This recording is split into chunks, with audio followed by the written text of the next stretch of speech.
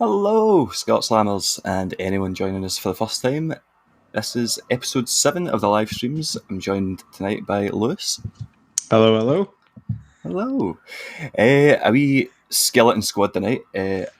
As people might be aware, everything is kind of going back to normal here in the UK. Pubs are opening back up, and our esteemed colleagues Liam and Greg have decided to take that opportunity. Potentially Greg could be lying somewhere with a mild concussion, because we know how Liam gets when he drinks. DDTs will be delivered, and that's just the way of it. You just need to accept it. That's who he is, and we love him for it. Correct. Can't wait to see the actual replays of these DDTs. Hopefully someone's got it. I mean, if they haven't, they need to get better fucking friends. That's what I'm saying. Need us two there. That's what it is. Speaking of which, where was fucking invite? Oh, kidding. Anyway. Well, as everything has been going back to normal, we have been slacking a little bit, and we do apologise for that. We do have a lot of wrestling to cover. We've got AEW, and we've got a train wreck of Raw. We've got NXT, and we've got the glorious Smackdown. And kicking things off, I think we'll just talk about just start off nicely and then go a wee bit sour and then pick it right back up at the end. I think that's the best way to go about it, Jack. Always. Just skim over the bad stuff. I will need to, because I will go into a full-blown rant again, and I don't want to be compared to Jim Cornette anymore. Anyway, we kicked off AEW with a fantastic match in Brian Cage versus Adam Page. What were your thoughts on that, Liz? I thought it was good. It was a good match. Quite interesting the way the result went in the end, with the whole kind of fact that Cage has been on quite a dominant run himself in a way, but Page he's more so been hot for him, and for him to lose that match was a bit crazy, I thought. But at the same time, the way he lost it, I don't think it hurt him. Aye. I think it was just the way that Cage throughout the match was just dominant to the gig. Obviously, powerbombing them on the stage and then flinging out like a frisbee. There was just can't expect any guy. So I think the way they did that was quite good. The way they started that match, and it was the dominant start to it. I think that gives you the excuse, so to speak, to say that fair enough. You can take the loss on that one, but definitely. I'd like to see they're going to revisit that down maybe a pay-per-view or something like that, maybe another kind of rivalry. But I don't know if he's going to push for the title. That's the thing, because it looked like Adam Page was going to be going for the title. That's what it looked like. It's as if they've kind of thought they're going to leave it for now and maybe wait for a pay-per-view down the line, a bigger pay-per-view possibly. Which I suppose we can't complain about, but I was genuinely looking forward to see if you could pick up a bit of gold on it yourself. Definitely. I think Page is if I think AEW does this really well, with Page, and they did it with Darby Allin, putting them in these spots that you know you're potentially going to see them in every week, and it just really showcases that talent. And I think I can't remember what Page's record was going into this match, but he was definitely picking up a big bit of steam, and I would quite like to see him in the world title picture. I think so. No, I think the pay per view. I think they've been talking about is it the August All Out pay per view? I think that's they're talking about. That's one of the biggest ones. I think. So I think that's what the talk's been. Maybe they're holding out for that. So that would be quite good. But I'd probably get the live audience back in, get a big pop from. Exactly. I mean, I think all companies are thinking that way. They know, even WWE. You know what I mean? We hope so. Who the fuck knows? It's Vince McMahon. Just get a dartboard of fucking ideas and just we'll go with that one this week. Fuck it. He's not got a scapegoat anymore. He sacked him. Oh dear. I thought the match itself though, Brian Cage, I've not seen a great deal of him, but I thought we were speaking about it before we came on, for the size of the guy, Jesus, some of the moves they can do, and as you were saying before we came on, the moonsault on him, it's ridiculous, man. But I as you were saying again, powerbombing him on the stage before the match was just that kind of way out of saying fair enough, he lost, because you would fucking lose if you get powerbombed on a stage before it. Exactly. It's just, I think it's the dominance as well, because there's also all that kind of chaotic stuff going on between them, or the groups Aye. basically. I think that added to it as well. But I think if it was a straight Scottish match, me and you'd be talking about something different here. I think we were kind of going, there's no way he should have been flattened. But they've got an excuse for that one, so they played it right. Let's just give them that. They played it right, and it was a good, enjoyable match for the first match, I'd say. 100%. Moving on for that, though, we had, in my opinion, the best tag team in the world at the moment, the Young Bucks versus Matt and Mike Sydal.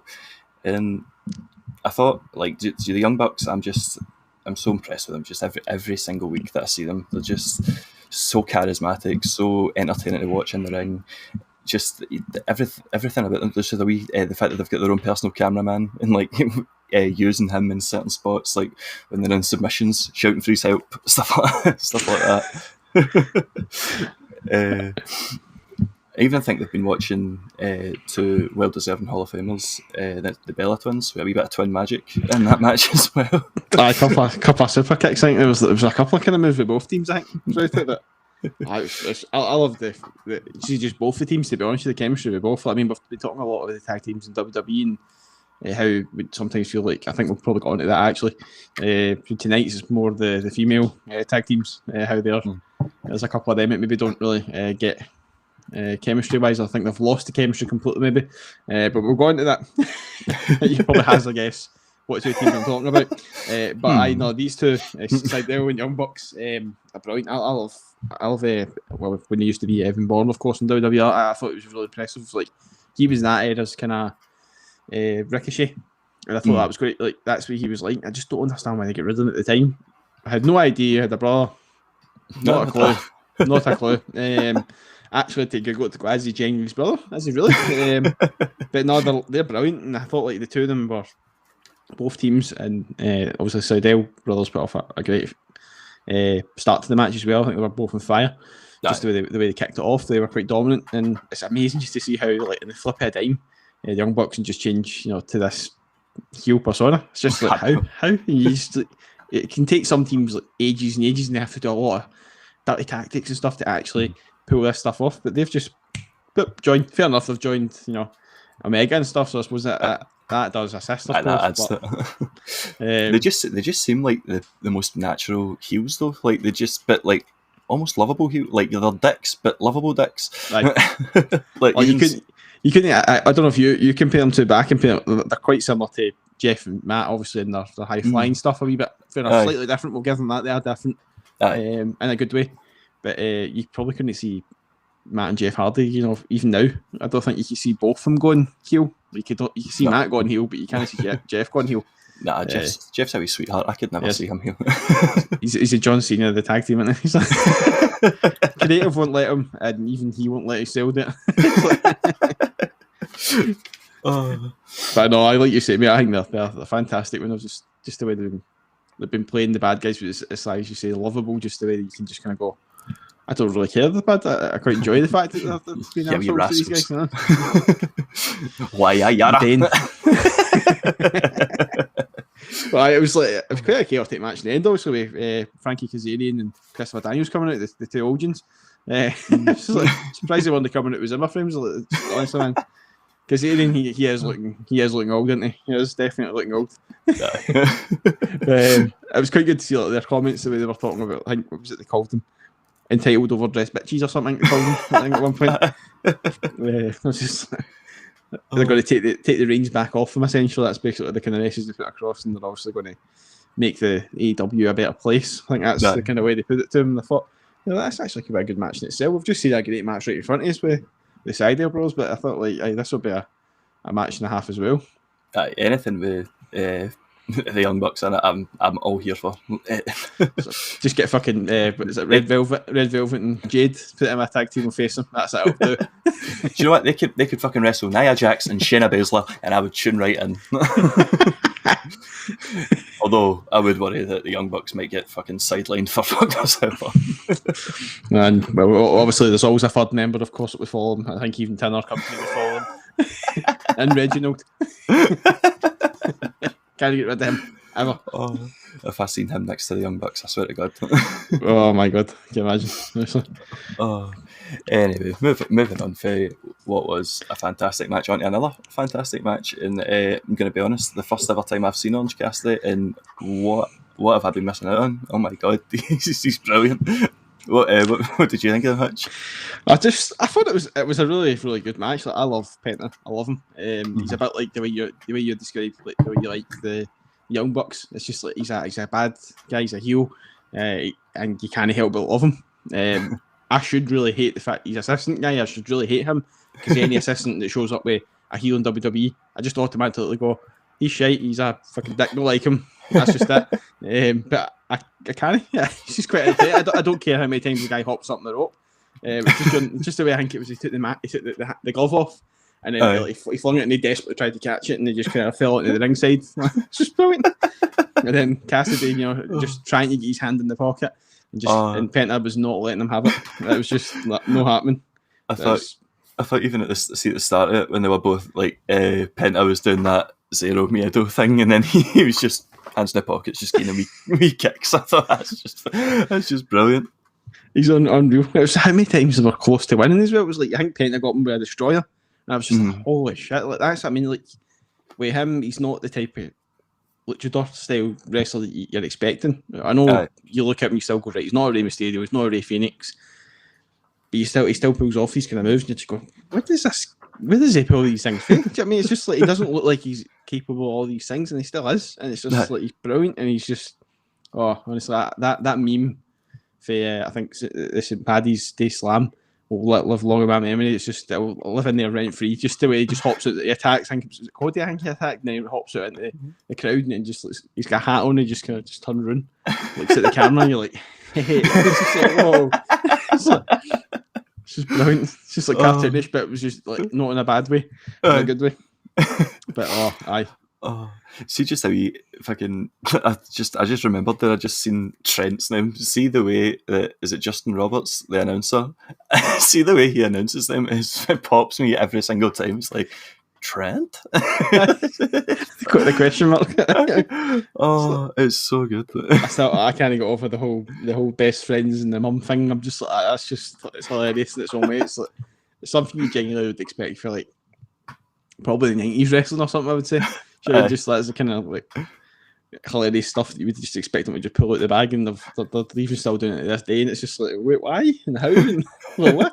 It's just honestly, I loved it. But Daniel Bryan was great, so he was. I've got to say, even when he got his sunglasses put on, I deliberately said that, and I was like, I just wanted to see. Because it's as soon as his sunglasses hit his face, it's like that's Daniel Bryan's face.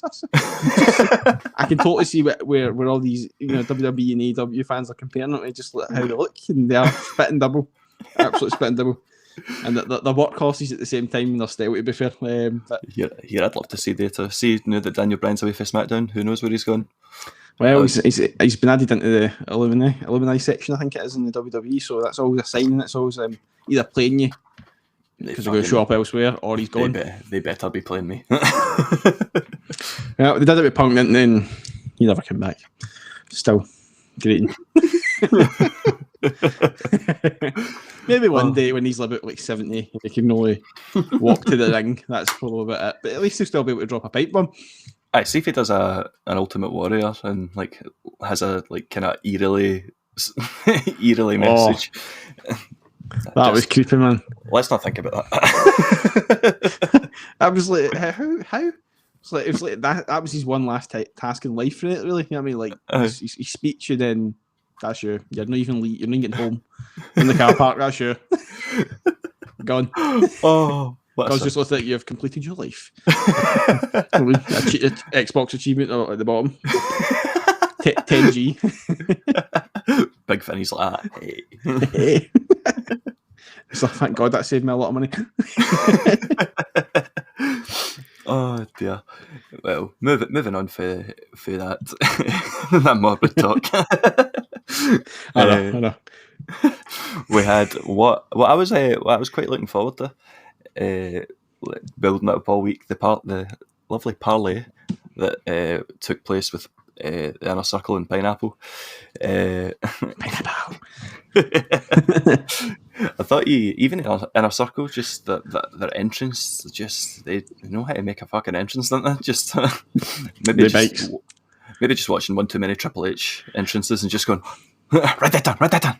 True. Well, Taker, the bike. I was just as soon as I seen the bikes come in, I'm like, oh, Taker. Badass Taker. That's just what I was thinking, man. That's what it is. He's retired for WWE, and he's going to show up in AEW as American Badass. Could you imagine, man? Like they'd have chosen the wrong time right enough with no fans, but at the same time, I don't know how that would. Jesus, man, there'd be no roof left in the fucking place. Vince McMahon coming out, flinging a can about the place. What you doing, Margaret? It's my guy. You're tag. Can's like, I don't work for you. Oh god. I'm going to read over my notes because there was quite a lot to take in here. Hello to Robbie. Hi Robbie. It's all right, man. How are you doing? Hello. Thanks for joining us. Hi, thanks very much, man. That was shite patter from me, but cheers, man. Cheers for being here. Oh dear. But at least we got a bit of at least for me anyway, I get a bit of clarification as to what Blood and Guts is. It's essentially war games, which I'm all here for. I think that's going to be great. I quite liked Sammy Guevara's line to Sean Spears saying, "You're a failure in AEW. You were a failure in the last place you worked." Everybody in this segment, I thought was just like I thought their promos were excellent. I don't know about yourself. I opened the door, didn't it, to the ones that don't really get a lot of mic time. I think because everybody got to speak, apart from obviously the one all caused at the end. But it was good. It was really good. Like you say, Sammy, you're pushing the boat out with the whole kind of dissing WWE, which was quite good. It was dangerous stuff. You seen Jericho, and it was like the way he was bringing up. MJF was bringing up his eyes, and you're like, well, yeah, bloodshot eyes, and I was looking going, his eyes are actually genuinely bloodshot. I'm like, either he's really pissed off at him for something, something's been said. He's like, no, don't say that, and he's just said that. I don't know, or maybe he's just imaging and kind of imagining Vince McMahon shouting at him saying he sees him. I don't know. Did Sean Spears not come out and say though that there was two guys in this angle that genuinely don't like each other? I don't know if that's maybe just building to hyping up the angle to make it like anything could happen. But if it's worked, who would you see it being as? Like just by like looking at that there, would you take it for that, or do you think it's just kept well under wraps? I see. That's it. Like I found that bit out. And then I watched that segment, and I was just like watching them, like who am I getting like snidey vibes from? And the only, the thing you were saying, like MJF saying that about Chris Jericho, that's the only thing that I could maybe see. But at the same time, I think Chris Jericho's dead professional, so I don't see how he would like hold beef for him. But no. I mean, we might see it in Blood and Guts. Whoever lays a big stiff shot in, we'll it's him. I don't know. I think like you say, I think Jericho's probably too thick-skinned for that, so I don't see it being him. But I think it probably could be Sean Spears potentially. But then again, it was just the way they brought up the whole kids thing with the. It was Cash and Dax brought up to Santana and Ortiz, and I was just thinking, there's. Maybe, but then again, that's a good personal jibe in it. So it's easy to do that. Do you know what I mean? So you could easily just jump on that one and go, it's that one. Clearly, but it's because anybody's going to react that way if somebody's going to bring up their kids in a fight. Like when Samoa Joe was doing it with AJ Styles. Oh, that was so good, man. Why did WWE get rid of him?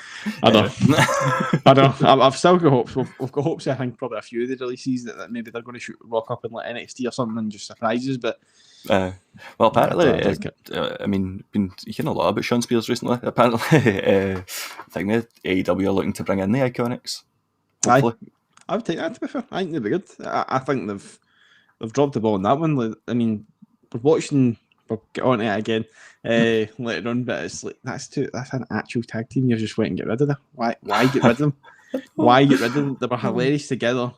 I understand sometimes they think, right, we'll start a thing, leave it and plant that seed in the fans' minds, and then come back to it at a later date, and everybody will rejoice because you're reunited and whatever else. Which fair enough, they've done in the past, and sometimes you're like, hey, great, but they didn't even really get a great deal of time together on the main roster. They should have get a better time on that. Maybe picked up a few championships along the way. Do you know what I mean? The Reigns, get a couple of them, and then split up.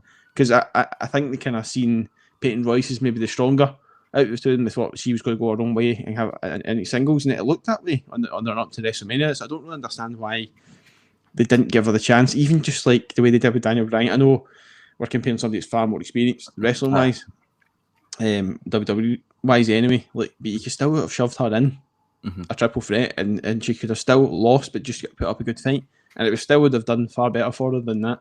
But obviously, at that point, they were already packing her bin bags anyway, so it doesn't really matter, does it? It was always going to happen. A lot like all the wrestlers that were released when expecting them either. Unbelievable. That's the thing. Like, even back to this, obviously, the whole feud, but like Cash and Dax, I think that I've been genuinely impressed the way they've dealt with moving to AEW. Like, they've actually left it, but they're the only ones that have really left, other than the fact when Chris Jericho went on to obviously the Broken Skull sessions, he kind of was quite respectful in a way. But like Cash and Dax actually have come out and physically said that, I think neither said it on the show, or they said it in an interview about the fact that they've not got any, bad feelings or anything with WWE. They've left on good terms, and I'm like, that's quite interesting to see, because I genuinely thought they would have maybe had some bad feelings towards them, considering they never really get the chance themselves. But it could have just been what was it Mickey James said, like just people don't have the same vision that you do or something like that, and it just came like, we don't, like, your vision of us isn't the same as ours, so we'll head off. Aye, I understand sometimes that's just the way creative think, but then at the same time, there's blatant obvious ones, and you're just kind of going, why? You really don't need to. You really don't need to release these ones. But even if they are just sitting in the back burner waiting for the perfect time, do you know what I mean? I think that even like Usos, you could maybe arguably say they could have had tag titles a lot sooner than they did, but you've got to build characters, don't you, before you can put the gold on them. Otherwise, it's just it's meaningless. Do you know what I mean? So I can see that. But at the end of the day, these two would have been hilarious. The Iconics, but Cash and Dax would have been a good heel tag team equally in WWE. I think they would have been good. They were more or less that way.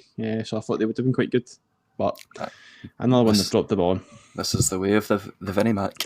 It's just like his own version of the Mandalorian in it. This is the way. Don't ever fucking compare that to the Mandalorian again. So imagine who would be Vince McMahon's baby Yoda? I wonder. Triple H, maybe? I don't know. I would say Shane, but there's love there. There's no love with Vinny and Shane. No. Oh dear. Moving on for anyway. Speaking actually of that, like, did you not think like the way MJF was kind of sucking up his ass as well, Jericho? He was kind of like quite sucky, bum sucky. I was like going, you're a top star. Like, you're supposed to be a dick. Why are you now crediting him for everything? I was like putting him over, saying like, you're the one that like put this company in your back and all that sort of stuff, but now it's my time to like kind of knock a crown off you. Like, even insinuating that he has a crown, like that. I mean, it was a good promo, don't get me wrong, but like just felt a bit like too complimentary almost. Because last week was saying that he was a curtain jerker, or like when in his early days in WWE, and you're like kind of going, right, you've already put the this out there that you've done last week, so why go back on that now and kind of like, I don't know, if it's just supposed to be mind games, I don't know, but maybe we're reading into it a wee bit too much, but still a bit like, why when have you ever seen that in a feud where you're supposed to be going into this massive pay-per-view, and they're calling it blood and guts, no cuddles and kisses, you know what I mean? That's not what the thing's called, do you know what I mean? So it's like, why are they going down that route? I don't know. Oh God. That's what it'll be, man. They'll change it at the last minute, and it'll just be love hearts, cuddles and kisses. Brought to you by AEW. It was quite interesting the way, like, he was trying to make out. Obviously, he's been with these guys all this time, and they're their own family. Whereas Jericho was just like, no, Inner Circle is genuinely a family. We have been here for day one, so it was quite good in that sense. But I don't know. Like, I don't think you could really pinpoint. I mean, this promo itself, I think if you just seen that on its own, would be enough to pump you up for the whole blood and guts. I don't think you would need any other promo, but the fact that we've had a few now, I think it's brilliant. 100%. It's definitely the right way to build a feud, and like I'm so looking forward to seeing this match, especially the fact that now, like, I know it's like a War Games kind of situation. Like, I would have been happy with it as a regular match, but no, it's in this situation. Like, I think it's gonna be so good, man. But I'm just gonna have a weird look through just to see if there was any more bits that we've missed, because it was good, and I don't want to miss any bits out and discredit these fine gentlemen. I suppose you had the promo with the Elite and the limousine. It's like, what was it? The Kenny Omega invited in, obviously the cameraman. It's like, I was quite baffled by that, like, because you can see everybody's legs, right, and you could already see the Good Brothers and their legs are all kind of squished up, but I could not see Kenny Omega's legs. Was he just half a body floating in a limousine? I was just mind boggled by that. Just a Star Wars hologram, that's what it is. didn't even cross my mind once where Nakazawa was. I was like, where is he? I was like, where is he? It's just like, didn't even think of that, and then all of a sudden he pops up at the front, of course. But I did quite like that. But we're no scared, and then he blasts the horn. Like, oh, so sorry, I hit the horn. It's fantastic. That promo last week, well, another promo. It was the segment last week, where obviously just the way they kind of casually crashed into their kind of hangout spot, basically, another trailer. And came out, and it was just everything, the crash, and just the way like Moxley comes out, and just the way he casually just swung the thing, just like smash windies all the time. It wasn't even like I need to smash it. It was just that. It just did nonchalant. And he's like, "Do you mind waiting till I'm out of the way? Let's just go in one." Love him for that. Absolutely brilliant. Even like kicking on for that promo, like the bit Eddie Kingston coming up. I thought. I know I keep bringing up Star Wars here, but I had it written down, so I will mention it. Like, I thought Kenny Omega gave off like the Palpatine vibes. Like, see when he was going to do the thing with his ankle, and he was like, "That's what he's here for." Basically, he's like, "You sadistic fuck." He's mass sacrifice. Just go for it. And Nakazawa's just like, "No, do it." So I love that. I thought it was brilliant. Just the way that's just the way Omega is. He's just brilliant at being the wee. In a sense, it feels like he's quite Jericho. You know what I mean? Like, he would slip out of things quite easily and just get away with things that he really shouldn't. Dastardly heel. It's just like, it was just, he nailed it. Absolutely nailed it. And but it was just, I love that, and the fact that he just kind of just went, "Nah, you go for it." To Moxley then calling him the what was it he called him? Like, I think I quoted it. I think it was he called him the. What was it he said about the wee guy with the laptop? This little dipshit with the laptop. I think that's what he calls. Just the way he just said it. That was just going, this is just brilliant. Just rolled right off the tongue. It was like that. Fantastic. But I love that they outsmarted him. It was a good storyline the way they outsmarted him. Kind of like, he didn't. He's like, "Nah, I'm not fighting him. I'm fighting. I want to fight you." And also that's led to the whole threat of him breaking the ankle, and they went, "Hey, you can have whatever you want." It's just, I love that, man. It's just brilliant. It's weird how it's ended up to be a tag match. I thought it would have been a 1-on-1 or something. Do you know what I mean? Maybe Kingston getting his shot at Omega, maybe, or something. That's not the idea. Nah, definitely. I'm all here for seeing John Moxley in that match, and I think Eddie Kingston against them would be good. So just a mix of them all, I think it would be fucking fantastic. Aye, absolutely brilliant. Honestly, it's just they're brilliant. But I don't know. I just can't help but look at what's his name? I forgot his name now. Their manager. It's fucking Don Callis. Is it? Don Callis. I just can't help but look at him and just go. You just look totally like the old school Batman. You just totally look like him. You just, I mean, Keaton. You can't know. I don't know. I can't unsee that now. I'm just going, holy shit. I think the very first episode, I'm going, what the fuck? It was like, the fuck did Frosty and Batman come into AEW? What's going on? Oh god, I am not going to be able to unsee that now. Is that how you picture him as a large hot dog with sunglasses on? I don't know what one you'd prefer. The first one. Go with that. I think he's quite an interesting manager, and quite a dick of a manager on the way. Do you know what I mean? Quite good in a good way. Do you know what I mean? But like, he's like AEW. It's like AEW answer to Paul Heyman, kind of. I was quite interested to see him. I think did he get involved in a bit of a scuffle? I think a couple of weeks ago. I think it was with the Young Bucks. I think it was when he was trying to get them on side. I think. And I was just like, I didn't think he would even. Obviously, we know Paul Heyman's took a shit load of punishment over the years, but I didn't really see it going this way with Don Callis. To be fair, I didn't really see it going that way. No. But fair enough. That's often. I'm here for it. Absolutely. Well, moving on for that, I thought we were going to have a wee match with Eddie Kingston and your man there, but no, he had other plans. But the match we did get after that was Chris Statlander versus Penelope Ford, and I thought this match was great, which is just a running theme through all of AEW at the moment. It's just great match after great match. Just even I loved. I know you mentioned the wee bit at the end, Orange Cassidy, when the guy, I can't remember who it was. It was a bit. I kept saying, sorry, he was going to go up in the apron, just a nonchalant, just. Nah. Just don't do that. Stop it. They're so similar looking as well. Just like they're looking at each other, going, "They look quite similar." You just kind of had a mutual agreement to go half fine, back half. It's like, all right, fair enough, big man. Sorry. I was at order there. Actually, I mean, Ford's quite underutilized, isn't she? Really, she's not really kind of used a great deal in the wrestling terms. She's really just out there to be like at the side of the ring, really. So I suppose it's the first time I've kind of really seen her wrestle, to be fair. But she reminds me of Lana in ways. I don't know if she does with yourself. Like, throughout that match, kind of just maybe a bit more skillful. In the sense, I don't mean to be disrespectful to Lana, but obviously she's quite fresh to the whole scene. Obviously, she's kind of still learning herself, isn't she? But she kind of did remind me of that, and I don't know if it's deliberate. That's why they put Miro there. Do you know what I mean? Because Miro's obviously part of this storyline as well. I'm like, is this deliberate or does it?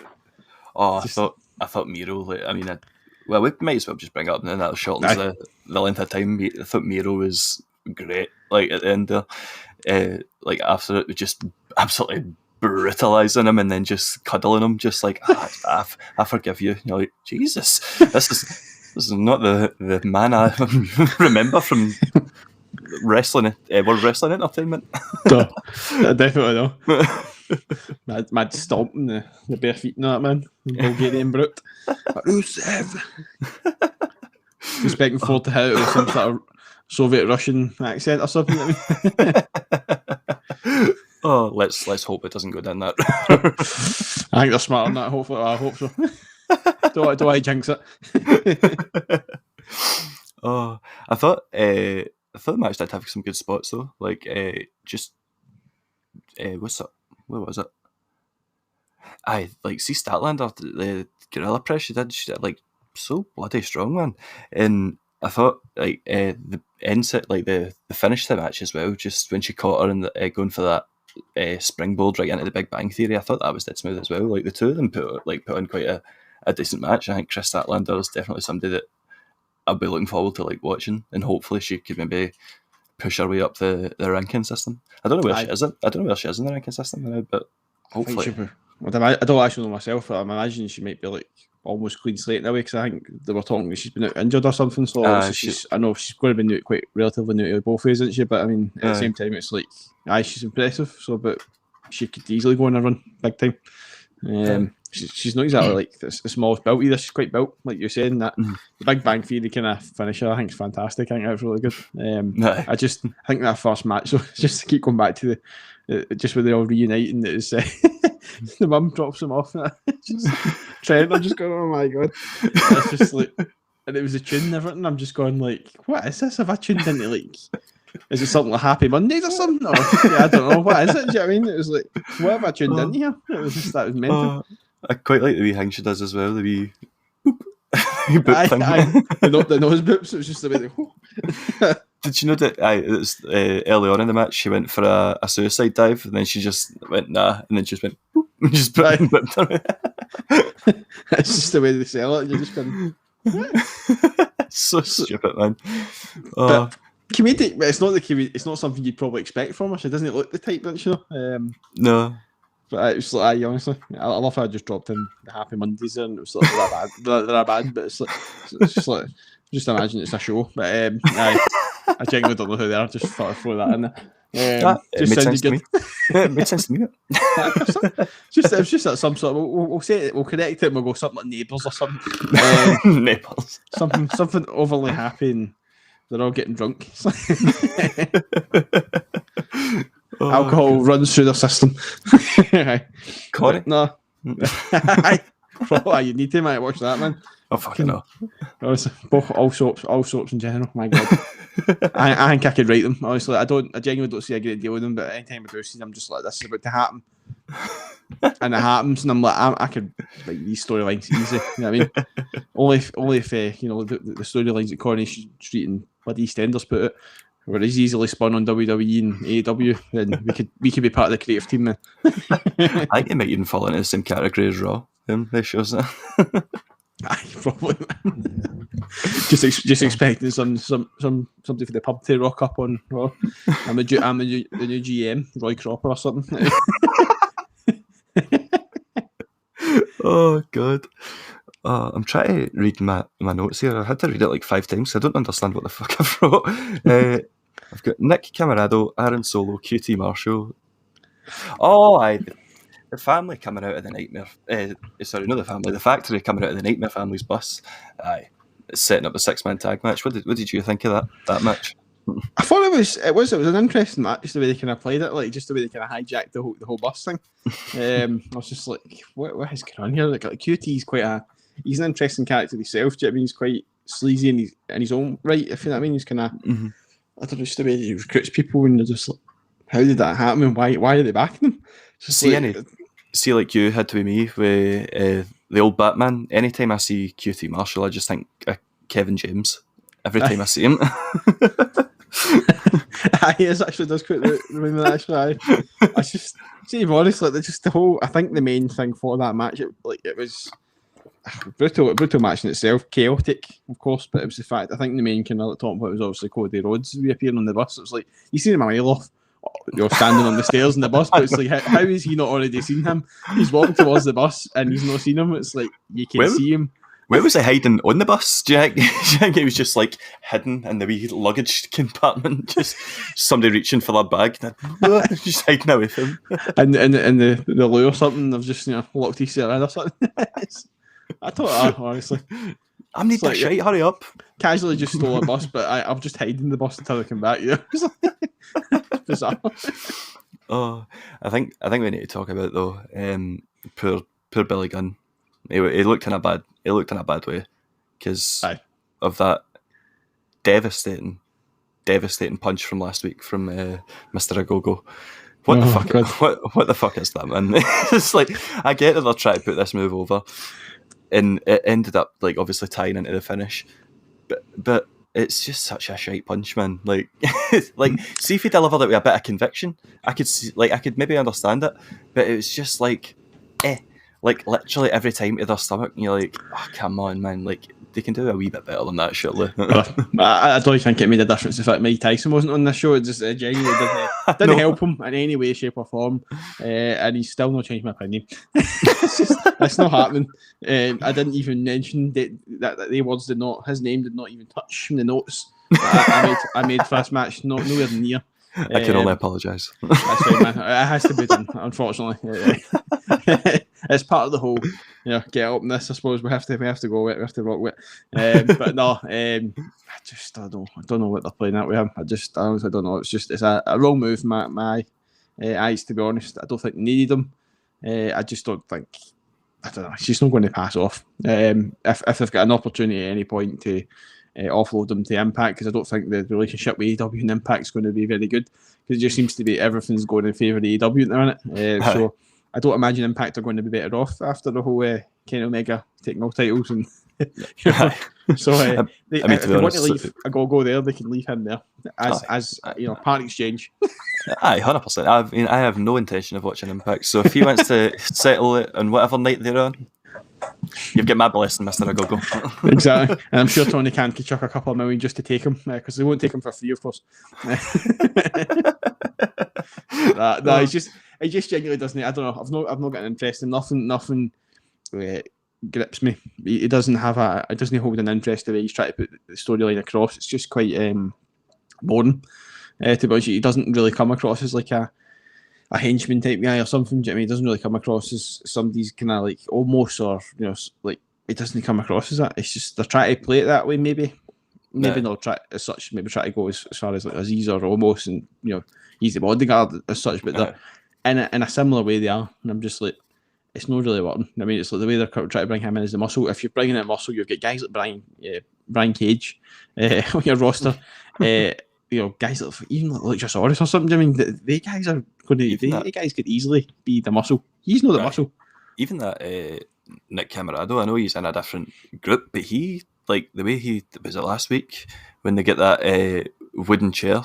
Like, I know it was a wooden chair, but it just still made him look like a beast, man. Just the way it just smashed over his skull, and he's still like, "Come on in." He's picking splinters out his head.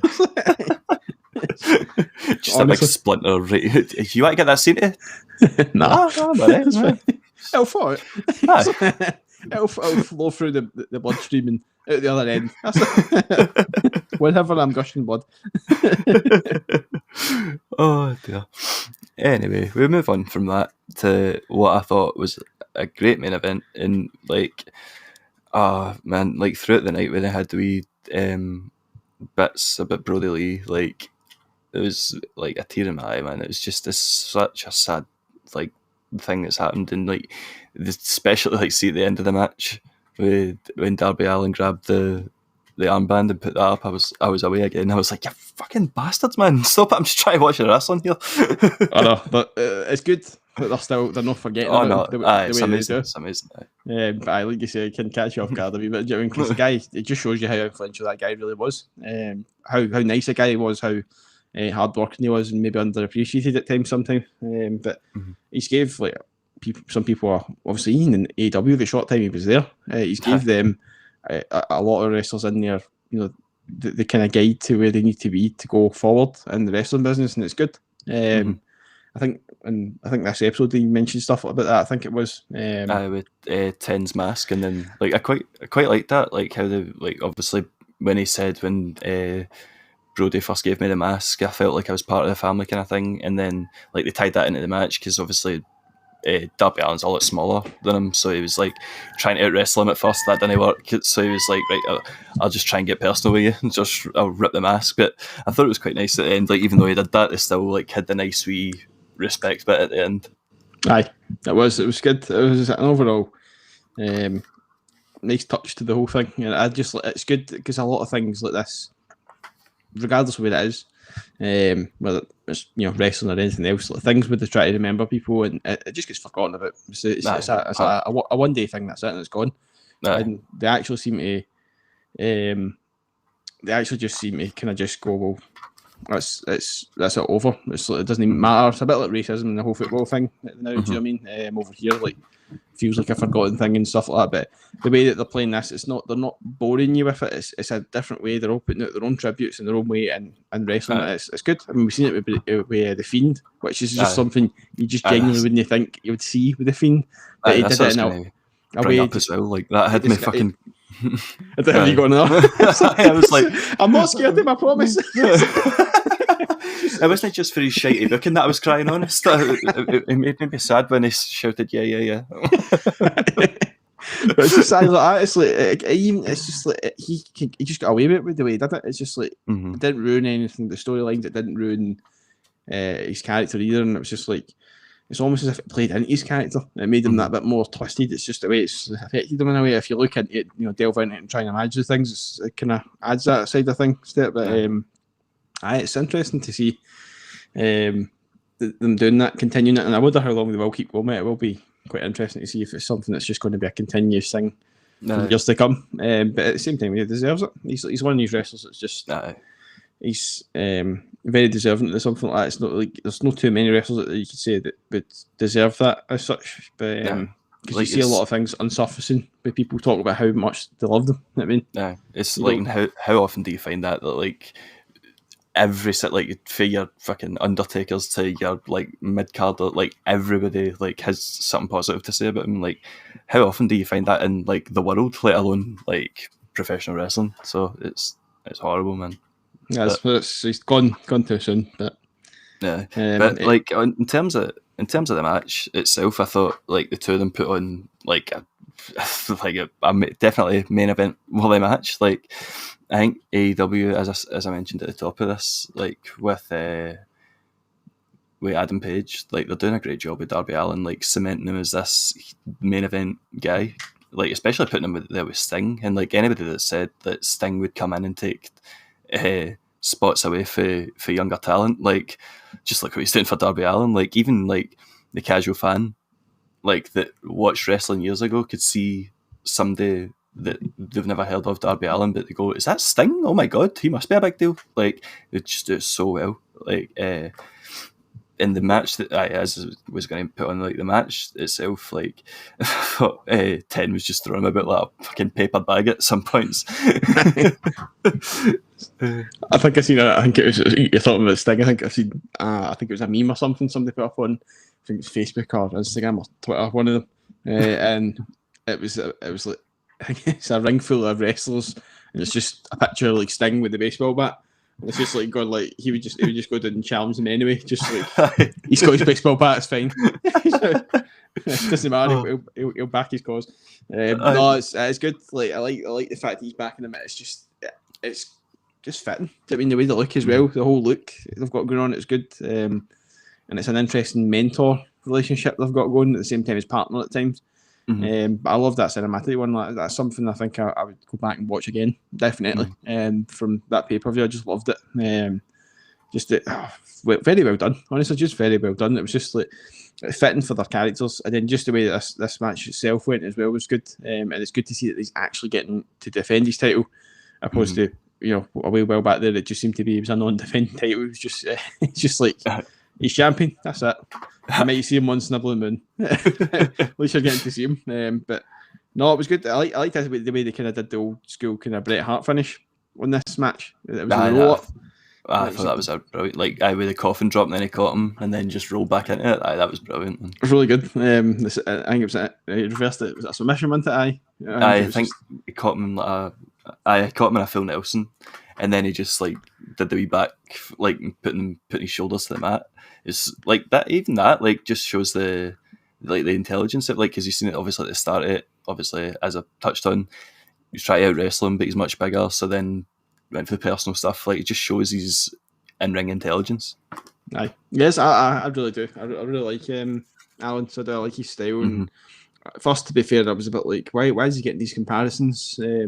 First watching him, to be fair, I was like, why is he getting these comparisons to being this extreme guy and whatever else? Then see, the more you watch him, you're going, jeez, well, he is. He definitely is. I mean, he's up there, definitely with the guys. Your Jeff Hardy's, your risk takers, your RVDs, and whoever else. I mean, it's just he is definitely up there, and it's deservedly so.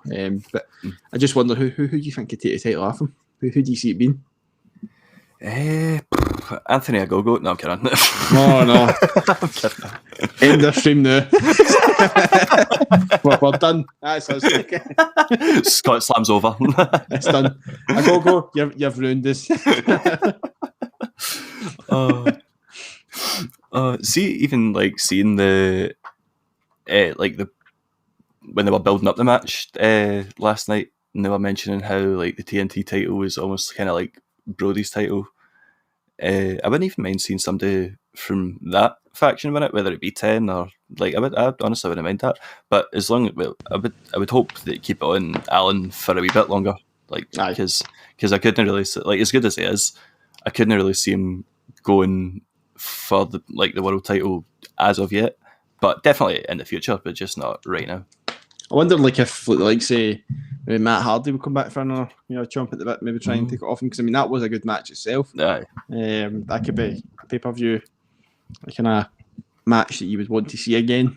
Just the way they finished that match, having jumping off of the structure, I think was just amazing. So it's like, where else could they go? Could they go push that bar any higher? Could they go any better? I think they probably could, to be honest. Aye. Matt Wee's his odd walk and all that. I mean, he's he'll slowly but surely make it up a structure, I'm sure. Maybe not quite as fast as Jeff Hardy, but I'm sure he'll still do it. I think AEW should bring in the Punjabi prison match and have them in that. Can you imagine, man? That would end up with somebody being absolutely mauled by one or something. Just a guy lying there, like, impaled by it. So JR just go, what a match! Slap him, knocker! Slap him, knocker! I hope he recovers for next week. Like, Just impaled like fucking what's his face, Nick Stark in Game of Thrones. Is it Ned Stark in Game of Thrones? For something like I don't know why I just pictured it being Omega, the one that's impaled, and he just comes back to it, just like nothing's happening next week. It's fine. No mark, nothing. Oh, well, it saddens me to do this, but that was all the AEW talk over. And now we move on to from what was a fantastic show in AEW to what was a show in Monday Night Raw. I mean, I don't think I'm alone in saying that this Raw is just like, I think I could make a half an hour video alone on everything that's wrong with Raw and things that could. I might just do that. You know, my day off. I might just do that as a wee special video for Scotslam. Keep posting that one. Well, it wasn't all bad, I suppose. There were some highlights of it, but we'll start from the top. And we had Mason, courtesy of Drew McIntyre here, Mason Teabag. I said that. I was ready for that. I had it in my notes. Never knows. He's going to say it. He's going to say it. Without fail. I mean, until he changes his name, he will be always known as Teabag to me. That's fantastic. Even the fact that they were sporting new attire, I was like, oh, will it be Mr. Dominic Dijic? No, it's Teabag. Sorry. Anyway. What is that stare about as well, man? Like, is it Mace just the way he's staring like that and the camera just like what? I don't know why. It's very random, right? But it was just like I just had a flashback to Bobby if he's still game. And with the horse jokes, going, why? You've got a long face. So I'm just Your face is long. It's long. It's just going, what's going on here? So that's just what I'm looking at. I'm just going, why is he staring at the camera that way? He's not scary. He's not even freaky. He's no looking mental. He just looks stupid. It really does. I don't know, man. The paint's a bit weird. How far the paint get up was a bit weird. It was like they're kind of going for the kind of Ascension look almost. Well, fuck that. Just tells you all you need to know about where they're going, doesn't it? Straight out the bloody door. I don't understand that, man. I really don't. I like to think they're going to do something with them, but I don't know, man. I really don't. What I don't understand is, like, last week we had Drew McIntyre saying, I want them in a handicap match, right? And then we had Braun Strowman coming out and interrupting, which I said at the time, if you're going to do that, why not just have a fucking tag team match? They did the exact same thing this week, but like roles reversed. No. Like, do they think that they've got a fucking Men in Black like clicky thing that will just forget what happened? Like, no, I remember what happened last week. I'm a fucking wrestling fan. I watch it. Like, exactly. It's just, and the fact that not only the fact that it was a handicap match and then it turned into, I'm turning into fucking Jim Cornette again, I apologise, but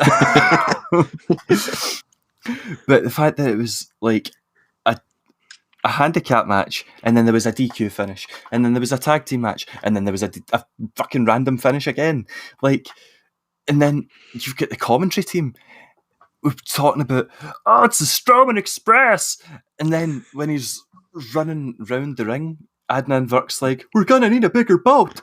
What are we talking about here? Why is Braun Strowman getting buried like this? He's a good wrestler. Like, well, maybe that's been a bit strong. I do like Braun Strowman. I just don't know. I don't know what the fuck is going on. See, I've got it written down here again. It's just I don't have much written down on the actual match. I've just got angry notes written down. Why does Kevin Dunn like to cut camera angles so many fucking times? It's like, I mentioned it in the Charlotte beatdown. It was like close to 50 camera cuts in the one fucking like minute segment. This match was full of them, man. It's like it's hard to keep up. It's just like, here's a kick in the corner, here's a kick in the corner from a different angle, here's the manager, here's another kick in the corner. Like, it's just so jarring and unneeded.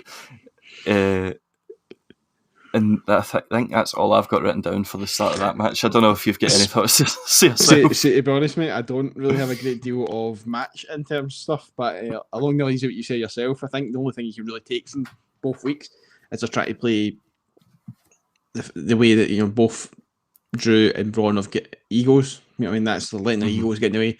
But they could have done that without even doing these 2 matches both weeks. I mean, they could have just done it in the one tag match, like you said, and that's it. And it cost them the match or something because their ego's in the way. Do you know what I mean? Like the classic one, you would even take that, even if it's something we've seen and we've been there and done it, you would still take it. One of them costing their team to lose the match because they've let their ego get in the way and go, no, I can do this myself. You just stay on the ring, don't get involved, blah blah blah, and then they lose. You could take that instead, and that would just be 1 week, boom, come on to something new next week. But they probably didn't have anything lined up for that. I don't think, by the sounds of it. So, but I do like.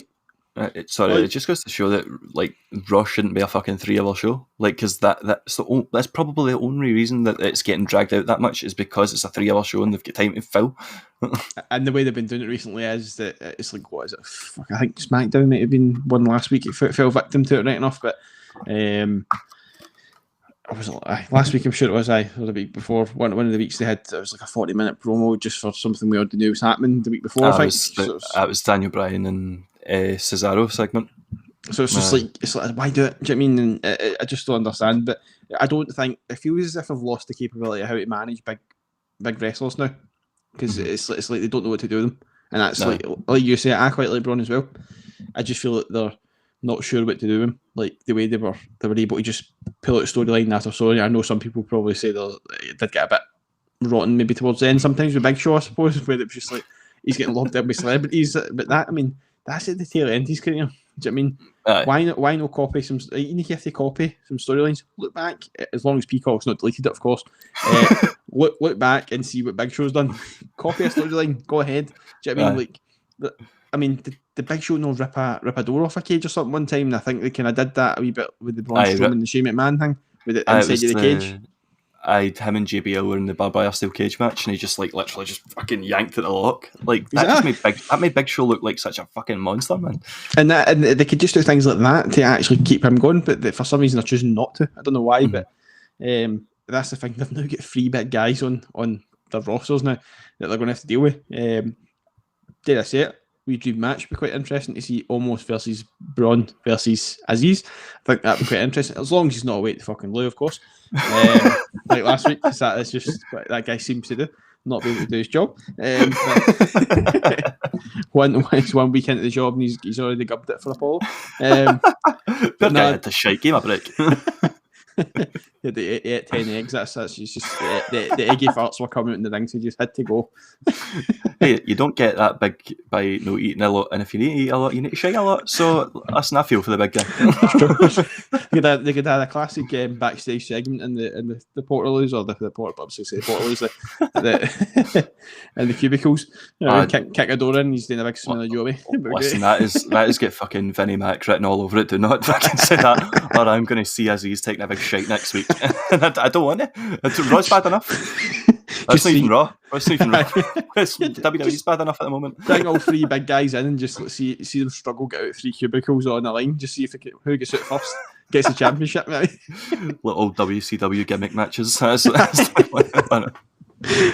think other than that, man, I think like the match itself was just very similar again. Just the numbers getting the better of Braun and obviously turning to Drew again. It seemed like they had a moment where they were supposed to we kind of seen eye to eye in a way. They kind of laughed at you, like kind of went, enough, like, you know what I mean? I was like, no, thank you. And Braun's like, you're a funny guy. That's the only bit of that I liked. That's the only bit. And then Drew McIntyre, I think, ended up obviously demanding a match against him. It's 1-on-1 minute, so for the main event. Do you want to talk about that now and just get over me, or will we wait? let's rock with it. But I mean, the fact is that this could have just been the match we spoke about there. But if they just listened to what we were saying, just have a tag team match last week, and they could have just had this match there, and that would have been it. Do you know what I mean? Or the start of a feud, fair enough, and we would have took it. Exactly. But, I'm happy to go with that. We'll talk about the main event. I thought it was like, see, to be honest, I'm not enjoying like the push with like Mace and T-Bar and stuff like that, but in terms of like the match itself, it was actually pretty decent. And Braun Strowman, like I've got written down here, like I had a nice wee forward roll, and like it's as simple as that sounds. Like for a big guy that size to be able to like do a move like that at such speed, and like it was quite what's the word I'm looking for? the word fluid is coming to my mind, but I don't think that's right. But like just seamless, like you just said, seamless with Bobby Lashley obviously coming out at some point, having a wee bit of a distraction again. I thought even like Braun, he countered a Claymore into quite a brutal powerbomb, but like there was like speed spots like that little throughout the match. I don't know if you had any like wee highlights yourself, but I thought it was alright, the match. See, to be fair, I thought it probably was the better of the matches of the night, to be honest. I like the fact that he's been added to the title match as well. That does add a bit more to the thing again. It's not just a straight same old, which I'm not saying we would find it boring because we know who we're backing, of course, but it still throws another guy in there that you're kind of like, oh, this could still add a bit of kind of complication, like the whole one at WrestleMania with Roman, Edge and Daniel Bryan. It just adds that extra kind of buzz to it instead of it just being right, we've already kind of seen this. It could go, it's obviously the obvious, it's a 50-50, but it's now splitting it three-way. You're kind of going, right, there's many possibilities now opening up, but it's not just the same old, but it's going to be a distraction or whatever, or it's going to be the same guy winning for the same way. It adds a different aspect to it. It could maybe go a different way. Maybe the way we thought maybe Daniel Bryan might have stole it at WrestleMania, we thought like maybe it could be Braun, it could be on this side, and we're like, what the hell? But I don't think it will be. Let's not put any bits of him. I don't want Thomas the fucking Braun engine to behold my title. Can't get that image. His side plates will honestly be a fucking train track. A wee picture of Thomas the Tank Engine, and I'm not for it. No, until he gets rid of that, he's not what I don't want to be my champion. It's like everything about that whole thing, like the entrance with the steam coming out, fantastic because it matches his finisher. Mm-hmm. Why and who? I want to know the name. I just want to know who it is. I wish they would reveal it. Whose idea was it? Whose nephew or niece did they get in to go, what's his dad a sound? And what sound do you want? Pick a sound. On you go. This is what we're playing when he's out to do his finisher. Insane. I don't know if you've ever watched ASDF movies, but Braun Strowman's just like the wee guy, like, I like trains. So he's like... It's like, it's literally like the Shane McMahon storyline they're genuinely doing, but being snidey about it, like just going, no, I'm just going to shove a sound in. It's the fact that how's nobody laughed at this? Commentators haven't laughed at it. I mean, I know we find it annoying, but that's just because it is genuinely annoying when you keep hearing it over and over again. But it's the fact that, like, how are they not finding it funny? It's a big guy running in the ring. More to the point, why? I mean, fair enough, they get rid of it when he was running around the ring, but for his entrance, why is Braun Strowman not going, that's a bit embarrassing, lads. Can I get rid of the big thing that's like woo woo before I make my entrance, please? That's all I ask.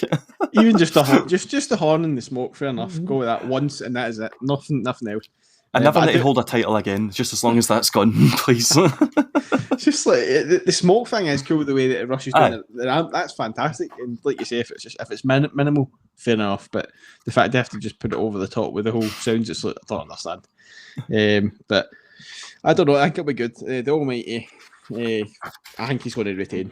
To be honest, I don't really see it going any other way. But I think it would be. I don't know how they would play it because it doesn't seem like they're able to manage the big guys at the minute. Unless they prove me wrong at some point, but it doesn't seem to be they can.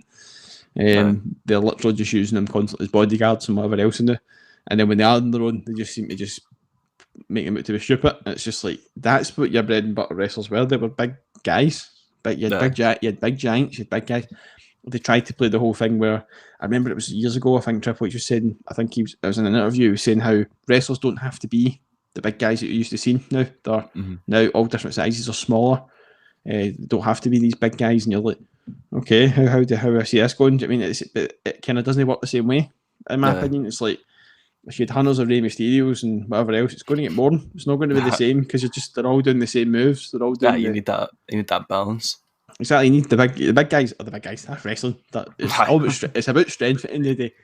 These guys do add to it, but I don't know. I don't know why they wouldn't get like an experienced obviously big shows about AEW now, and since I've started watching AEW, I've not seen them, so I don't know what the deal is with that. I've not really been tuning into Dark, so I don't know. You're a little bit. I've not really had a chance of it, unless he's on that. I forgot Dark was a thing, in all honesty. I think they forgot it's a thing. To be honest, mate, I really do. I think they've even forgot. I think I just went, do you know what? Nobody's watching this. That's almost what it's like. Maybe we only have a tune in, but as far as I know, the last thing I heard, he was supposed to be in commentary, and it sounded like they were going to go somewhere with the big Shaq thing, but then I don't think anything really came about it. So I don't know what they're doing with it. But like that's what I was gonna say. Like, obviously, kind of get the big show, but even if they did get like an experienced big guy who's been there, done that, like to come in and help these like guys that are coming through, like to show them like how to get over as a big guy in wrestling, rather than just being like, as you said, a bodyguard figure. Exactly. You've got guys like we've just seen. I think we've all watched it now. The WWE's the most wanted treasures. I think it was. You've Undertaker, Kane, two guys that are obviously still heavily involved in WWE. Even if Kane is away doing his politics stuff, you know, he's still probably just a phone call away. Do you know what I mean, for these guys? So or creative could get in touch with him or something, or like I say, they could just look at the old footage and just go, copy that storyline. That sounds good. Or develop another storyline in a different way, in a more modern way, if they need to, for something not appropriate anymore or whatever, which 9 times out of 10 it probably is, according to Peacock. But it's just, I don't know, obviously it's bizarre. But I would like to think that they're going to eventually know what the hell they're doing with these big guys, because it's just going to be it's going to ruin them. Braun's he's a great character. It's the fact that he's came away through the Wyatt family and he's still developed into quite a good character. And they don't want to lose that with him. But it's good he's still in the title picture, so it's not like he's been pushed to the back, fair enough, which is good. But obviously we didn't really agree with the whole storyline at WrestleMania, I think, with the "you're stupid," and that leads to a match. It was a bit stupid in itself. No pun intended. No pun intended at all. But, I don't know. It is odd, but I like to see the fact that he's getting he's kind of getting his chance, really. So I'm hoping maybe they'll have something lined up for him. But I would certainly like to see the three big guys going a triple threat. That's something I don't think we've really ever seen. Three big dudes get in the ring, you know, can hopefully reinforced ring, of course, because they kind of play that off. 3 big guys getting even just step into a ring without it collapsing. If you have Mark Henry, Big Show collapsing rings. Yeah, listen, what Big E said, big meaty men slapping meat. I'm all here for it. So no, I think like, even on the top conversation of the promo with Lashley and MVP, I don't know about you, I personally found it boring. It was as if he was trying to be funny. We've spoken about it before we came on as well. It was as if he was trying to be funny. He just looked like a buffed up Stevie Wonder, basically, just with the sunglasses on, man, and just the way he was trying to talk was like he was trying to be funny like Riddle, but Riddle's funny, he's no. It's just like, you know, it's not going to work for you, mate. You're supposed to be coming across as the almighty. You're supposed to be coming across as this tough guy, this, you know, Brock Lesnar, an animal type guy, and you're just coming across as an absolute div.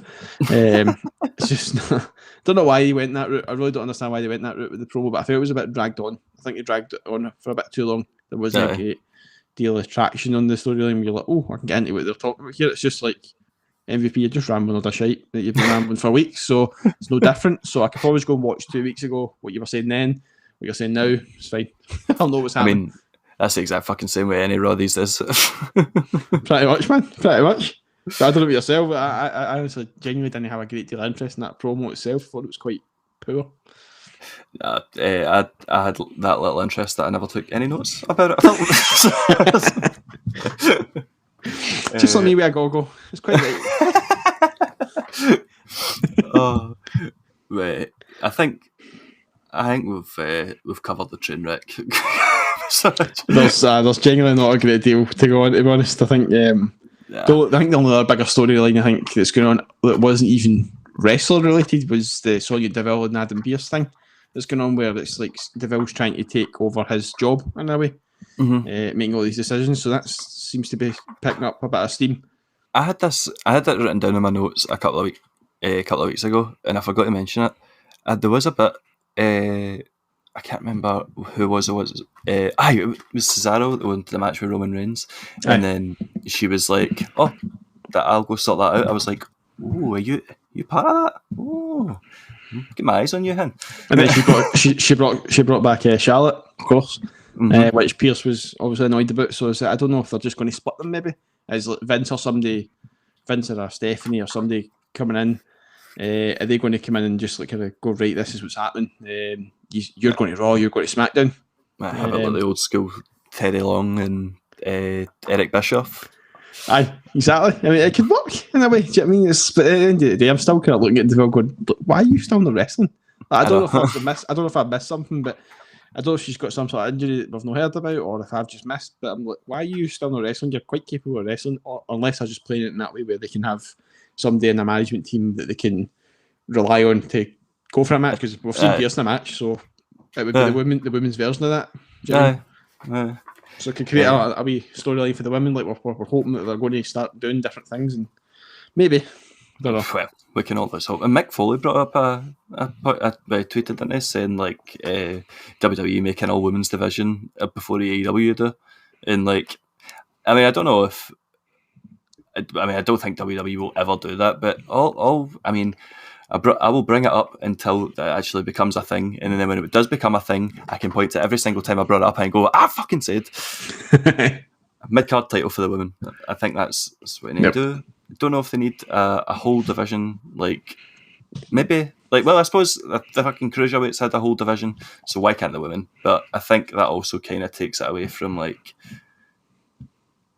look, Monday Night Raw, as shite as it is right now, Monday Night Raw is the flagship show for WWE, and to take that kind of away from, like, people that, like, women that have been watching it for years, like Sasha Banks is just somebody that comes to my mind, like, straight away. Like, somebody that's been watching wrestling for years and, like, watching Raw, watching SmackDown, to then not be able to compete in those. I don't know how they would necessarily feel about that. Maybe they would be happy, like, that they've got their own division and that they're like, being trailblazers, that kind of thing. Like, we're the first women to have, like, in WWE to have their own thing. Own standalone. But at the same time, like, even if they were to have that, but still keep them on, like, Raw and SmackDown, like, maybe they could do that. But I think, as I said before, say again, mid-card title. I think you're right, to be honest. I like the fact that Mick Foley potentially could have been listening to this. I don't think he has. But that's a long shot. We can dream. We can dream. One day. But end of the day, there must be a lot of people out there that have got the same opinion of the kind of women's divisions, and it just seems like it's great to see there's a lot of people standing up and taking notice. And, you know, Mick Foley is probably one of the people that maybe we'll have enough tension with her, you know, Vince McMahon. We've seen the kind of relationship he's got with Vince McMahon. Maybe it's not totally buddy relationship, but it's he's still got respect for him. So. Maybe Mick needs to drop Undertaker a text and it's like, here, tweet that, right? And then he'll do it. It's just like, I don't know, honestly. I probably would do it. Probably take that, actually. I think Taker probably is the only person that can convince Vince to do something. But no, I think, like, although I like Mick Foley's idea, I think at the same time it's a risk. At the same time, to have a women's only show, it's not. I don't know about yourself. I would watch it. It's another show we'd have to watch, of course. It's another thing to try and cover, especially when you're doing podcasts and stuff. It's probably harder. The casual watcher could just watch it anytime. It's not a problem.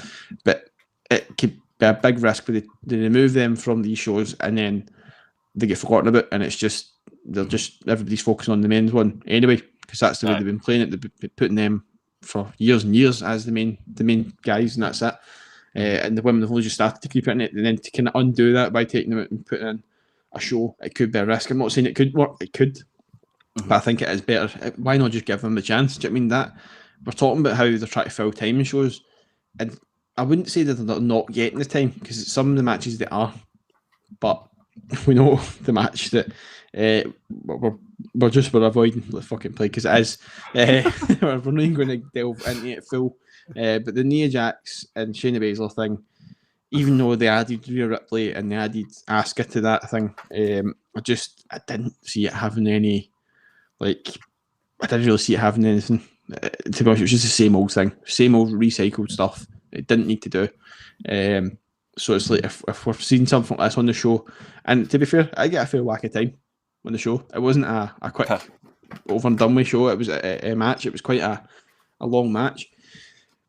You know, if you're going to get that, and you can't even get that over on a show, and they're getting the time, whereas beforehand they weren't getting the time, we were complaining about it, but you can't utilise the time that they are now getting and making it good, then what's the point? Do you know what I mean? It's like that show is going to fail. If we're going to just put them on, you're going to probably look at the women's one and go, all right, the main event is Nia Jax and Shayna Baszler, and the way they've been playing them. Not that, respectively, they're good wrestlers, but the way they're playing them now, it's not enjoyable to watch at all. No. It's quite boring. They're still trying to do the forcing the funny side of things. It's just not working at all. It is awful, man. Like I've covered it like till I was blue in the face, so I won't go and I won't bore you anymore with it.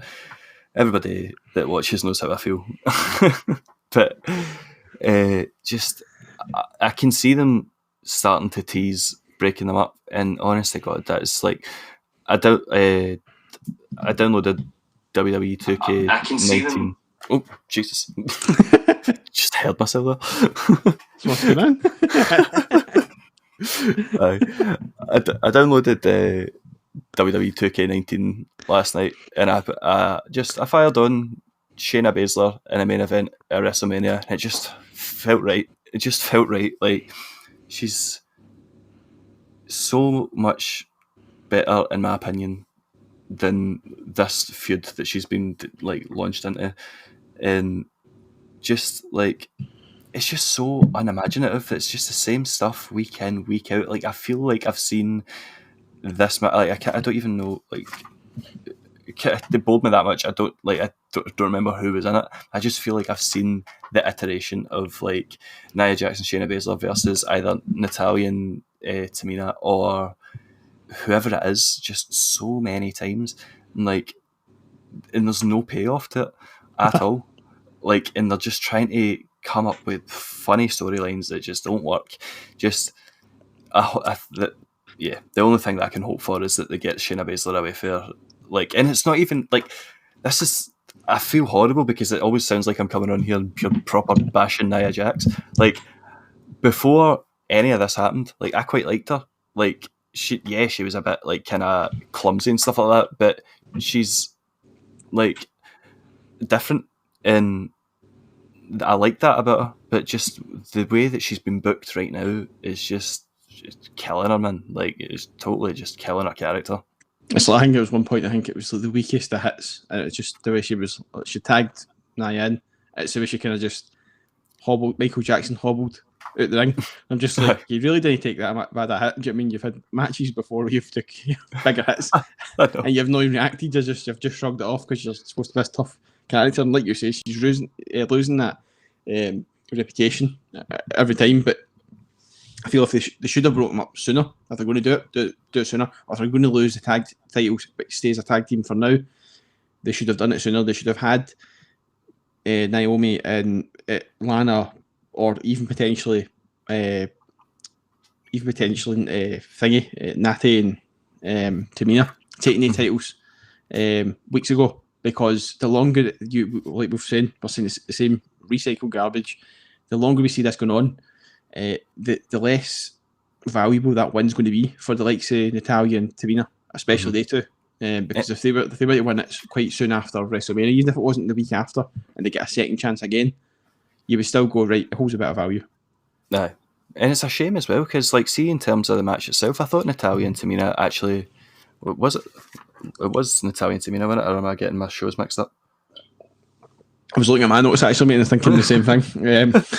Am I just talking shit? No, it's Asuka and Mandy Rose. Aye. Oh, no, is it Asuka, Mandy Rose? Oh, no, Mandy Rose and Dana Brooke came down... Oh, I have put Mandy Rose and Dana Brooke come down. Please just stop this.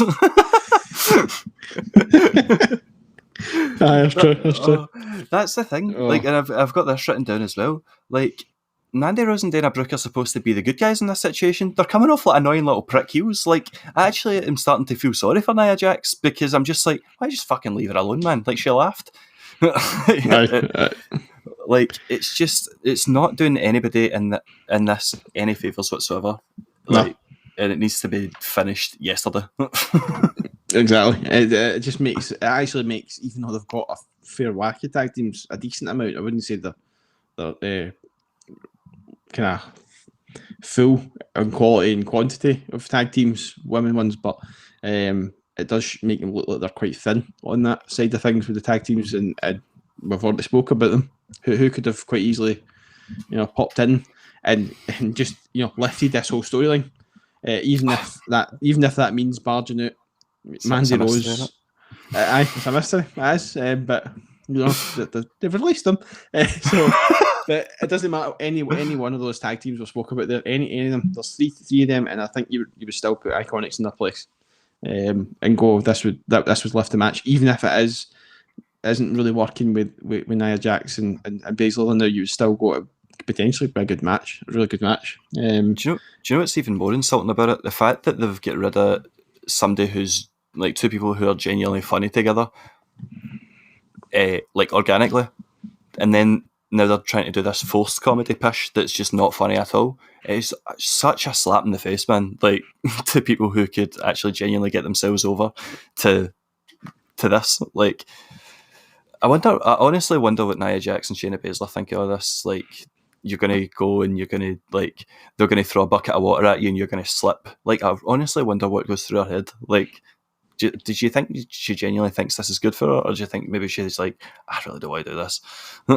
It could just be a case of coming and doing their job exactly like you said, whether they like the storyline or not. They just maybe they're praying it's just going to work out, but there was no way it was going to work. I mean, you've seen the slip yourself. It was just like that obviously like, just threw herself at the ground. It was like you could just see it coming a mile off, man. You know? We're talking about camera angles earlier on. He got that one completely wrong. Do you know what I mean? At least have her off of the camera, and then when you see her slide in, you go, right, she genuinely has slipped. And it's just the camera's just went, oh, what's happened here? It's the fact the camera was sitting waiting for her to fall, and you're like, that water's there, you can see it. There's bright lights, you can see it. Oh, I'm just going to take a slide. Let's go. It's not funny. But, oh god. To be honest, I think like no, it's not use. No use at the minute. Nah, I think the only one shining light in all of Raw was New Day are amazing in any like aspect, but they never really did a great deal in the show to talk about. But what I did quite like RK Bro. Oh, I loved it. Oh man, so good. It was. It can still happen. It can still happen. But I'm praying that it lasts. But you still can't help because it's the Viper. So you just think, is he going to turn on him? I hope it. Like, see what they did with Chris Jericho and Kevin Owens. Like, just build up that buddy friendship. I hope they do that, man. Like, it's gonna. Just they've got such. You can already see they've got such good chemistry together. Like, even when Riddle at the end was doing his wee thing, Orton was just like, "It's too soon. It's too soon." No, haven't it? I think it's the stuff he was talking about, the attire, the snakeskin stuff. Now I'm just going. What's happened? Like, oh my god! He's just like. Because imagine it's like Orton is probably one of the least likely people to come down to the ring with a scooter. There's no chance. New Day, they're straight in me, but nah, Randy Orton, no, it's not happening. I really hope he does, man. That'll be brilliant. That would be a completely different side. We've never seen the Randy Orton, I think. Safe to say. But I'm great. But I thought it was a good match as well. I thought it really was, and they actually worked. That's the thing. It sounds like one of those bizarre things that, you know, Riddle's been coming up with for weeks where he's been going, oh, do you want to be my tag team partner and whatever else? And you kind of thought this was another one of those ones. And then the fact that it's just actually worked out and you're kind of going, Jesus, they actually worked in the ring as well. It's bizarre. They're polar opposites, but they're working. To think that this all spawned from, like, Vince coming in and ripping up the script, because it was originally meant to be Randy Orton versus Braun Strowman. And to think, like, I mean, I know last week I slagged Vince for coming in and ripping it up and like starting afresh, and he shouldn't do it. But listen, credit where credit's due, man. Like, if this is spawned out of it, like, fair play. Like, this is just like, if there's a reason to tune into Raw, I think it's going to be these two going forward. Because like, even you can just see Randy Orton he's loving it. Like, you just, even on Twitter, like, just teasing the fans, like, okay, bro, that sounds pretty good. And I'm like, yes, it does, Randy. Yes, do it. It's weird as well, man. I just had a moment where I was looking at Randy Orton and you're just kind of going, because we're so used to how long he's been on the screen, but you still see him as like a relatively young guy.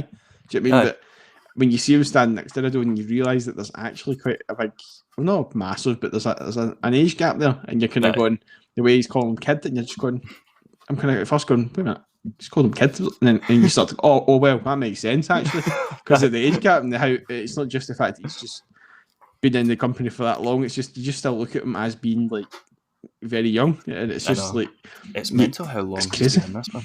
and how experienced he is, and he is one of the guys that they're now going to have to look up to. It probably always was along the lines of like your takers and stuff like that, but he's probably going to reach that now because he's one of the most experienced guys that are still going. But it's just, that was crazy just to look at it. So I was just kind of totally starstruck, going, "Oh, yeah!" it's just like kind of, you think good kid or whatever. So it's like, what? I love it. Oh, it was. When he was at the start, he was looking for his just a wee look of approval to Randy Orton, and he's like, "Just focus on the fucking match." It's just he is one big kid. But you can't help but love him.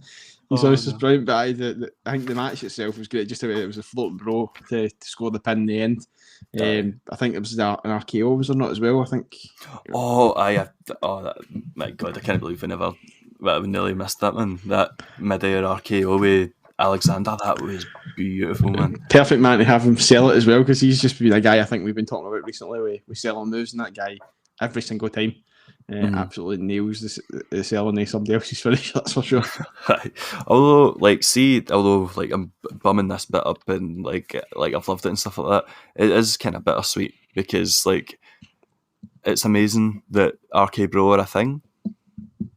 But why are Benjamin and Alexander being jobbed out again, man? Like, they were at the top of the card. Like, they looked like when that picture was taken with the four of them in the Hurt Business with the belts, they just looked the business. No pun intended.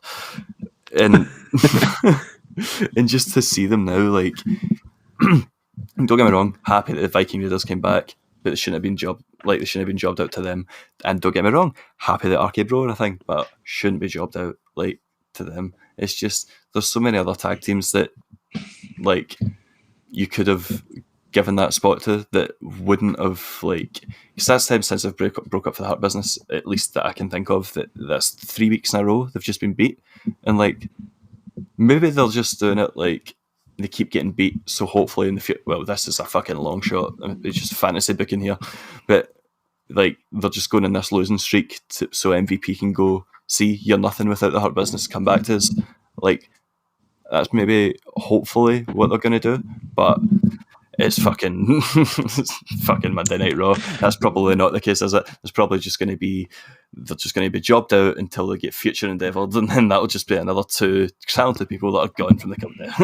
Maybe, mate, you never know. There's a high chance of that, probably. But I think they're probably all the losses they did take. I'm pretty sure there was one match that they maybe didn't look too bad. They weren't hurt too bad, right? I think they still looked quite good in it, even though they took the loss. But either way, when you look at it in paper, a loss is still a loss, and it doesn't go down well. So it's like they're not actually going to pick traction up if they kind of just all of a sudden become tag team champions if they're going to take a loss every week, like you say. So they could be on their way up, but then again, maybe they're just looking for a way to just a long road to break them up eventually.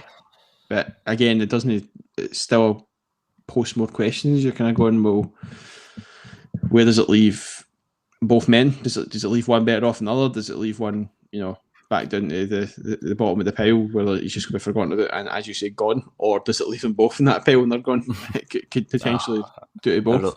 I really hope not, man. They're so talented and they deserve so much better than what they're getting right. Like, it's so weird. Like, it's hard to complain about getting a spot on the show, but at the same time, the spot that they're getting is just not what listen to me, not what I think they deserve, as if but like it's this, like I'm sure I'm not the only one that thinks that way though, so like I suppose I can look at it in that way, but it just confuses me how you could have them being so dominant looking in the Hurt Business to now just like what seems to be no future plans for them. But again, hopefully I'm wrong and the plan is for MVP to say, "Yeah, fucking losers, man, back with me."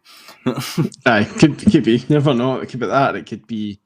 I'd like to even think that maybe this could be a long shot in itself as well. That maybe they could be holding them back to just build the tag team divisions again. Do you know what I mean? Even if they let you forget about the whole Hurt Business thing and then bring them back as if they're just a fresh tag team. And a clean slate maybe, and then just bring them in, and maybe they will build them up again and they'll win gold, perhaps. Because I would like to see them actually against the likes of maybe the Street Profits or something like that. Oh, that'd be such a good match. But I know they're on SmackDown, so that's probably a slight issue. But I mean, fuck. Baron Corbin showed up in fucking Raw to claim a bounty or some pish so they can do whatever the fuck. Like these days. It's like, is the invitational thing that we're talking about still going? They don't really mention that anymore. I mean, they usually would make a point to go, "Oh, it's invitational. You're allowed. You're allowed." You know what I mean? Oh, that wild card thing. Aye, it's like they don't mention it anymore. So it must be a thing. It's just that they don't want to mention it anymore because they're just assuming you know about it. But I don't know. I really don't. But no, the RKO match, RK Bro, match was good. It was another match I think where they're putting across. Sheamus again has been brutal. The kind of non-title. It could go somewhere, but it was the fact that Humberto came out with a bit of fighting him this time. So it was quite good. I like the fact that he's now getting in the picture, which is good. We were speaking about that with Drew when he was going in the locker room, getting people some screen time. No. And he was one of the guys I think we focused on, along with maybe Ricochet, which again, we've not seen him for a while. I don't know what's happening with him. We've not seen him since that, I think, to be honest. No. But I like the fact Carrillo's getting screen time now, so it'd be good to see him get a shot. I don't see him winning it though.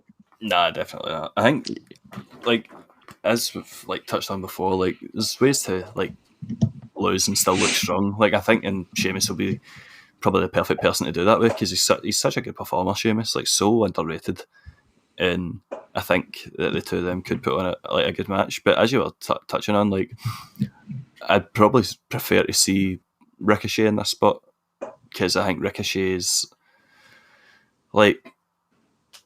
it's weird, man. Ricochet was in a match with Brock Lesnar at one point, wasn't they? And they built they had all this hype package for him, and then he just got squashed by Brock Lesnar, and just since that, he just seems to be kind of non-existent. And the talent that Ricochet is it's baffling. How can you not find space on a card for somebody that can do everything that he can do? I'm happy for Carrillo. I'm pretty sure. I've not seen a lot of him, to be honest. Even when he was on Raw before, I didn't really pay much attention to him because I just didn't really connect with him. But I would have preferred to see Ricochet, but happy for Carrillo, and I'm sure the two of them can have a decent match for it. I mean, down the line, I would like to see they two themselves feud, Carrillo and Ricochet. I think that'd be good. I think I quite enjoyed when he came on the scene against obviously his cousin, which I don't particularly like. I don't like Garza really, but it was a good feud.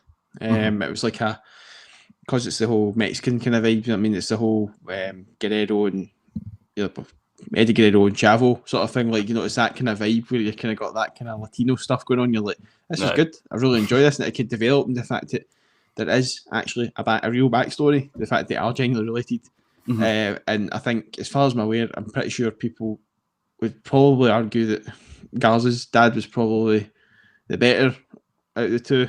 I think who was Garza's dad? I'm not sure his name. I did look it up, but I think for what I looked at, he had more value to his name than thingy. Carrillo sort of felt Carrillo's just kind of the Carrillo name. I don't even know if I'm actually starting to question myself now. To think is Carrillo actually his dad wrestle? I better check that before I hit it with that here. But no, I think either way, the family storyline. I mean, the fact that I think as far as I'm aware, he did train with him with Garza. It's potentially maybe his dad that might have trained both of them. To be fair, but the fact that they might have. There's that kind of storyline that they could bring in. That's a real storyline that they could bring in, and actually allows you to develop more interest in who they are and where they came from as well. I think it's good. It's something that's not really existed since you've had the likes of Eddie Guerrero and stuff like that. So it's not really something that you could. I don't know. It's not really something that I would say you could go off. Fair enough. It's a real storyline. It's kind of something you can go. It's. I don't know. I think it's a family. It's a real realistic thing. It's not something that's spun out of creative bullshit. Do you know what I mean? So we'll see how it goes. Maybe that will develop down the line again. We'll see that revisited. But I like the fact that the Ricochet and him would be fantastic. Aye, definitely, man. I'd like Ricochet on my TV screen. I will take it any day of the week. Thank you. Right, well, I'll cue you in, and then I'll be 2 seconds. Not a problem. For Raw, which was not. It had highlights and lowlights, mostly lowlights, I would say. We move on to what is one of the best wrestling shows at the moment, NXT, and kicking it off with an absolute well, in my opinion, a really fantastic match. Don't know what you thought yourself. Dakota Kai and Mercedes Martinez. And I would love to hear your opinion on it. I will listen to it while I'm going for a piss. You can tell you what, we'll have a short 30-second break or something, a short minute break, and we'll be back. Is that a thing? I didn't know that was a thing. It's a new thing on Scotslam. So stay posted, people. We will be back. I'll be back. I'll be back.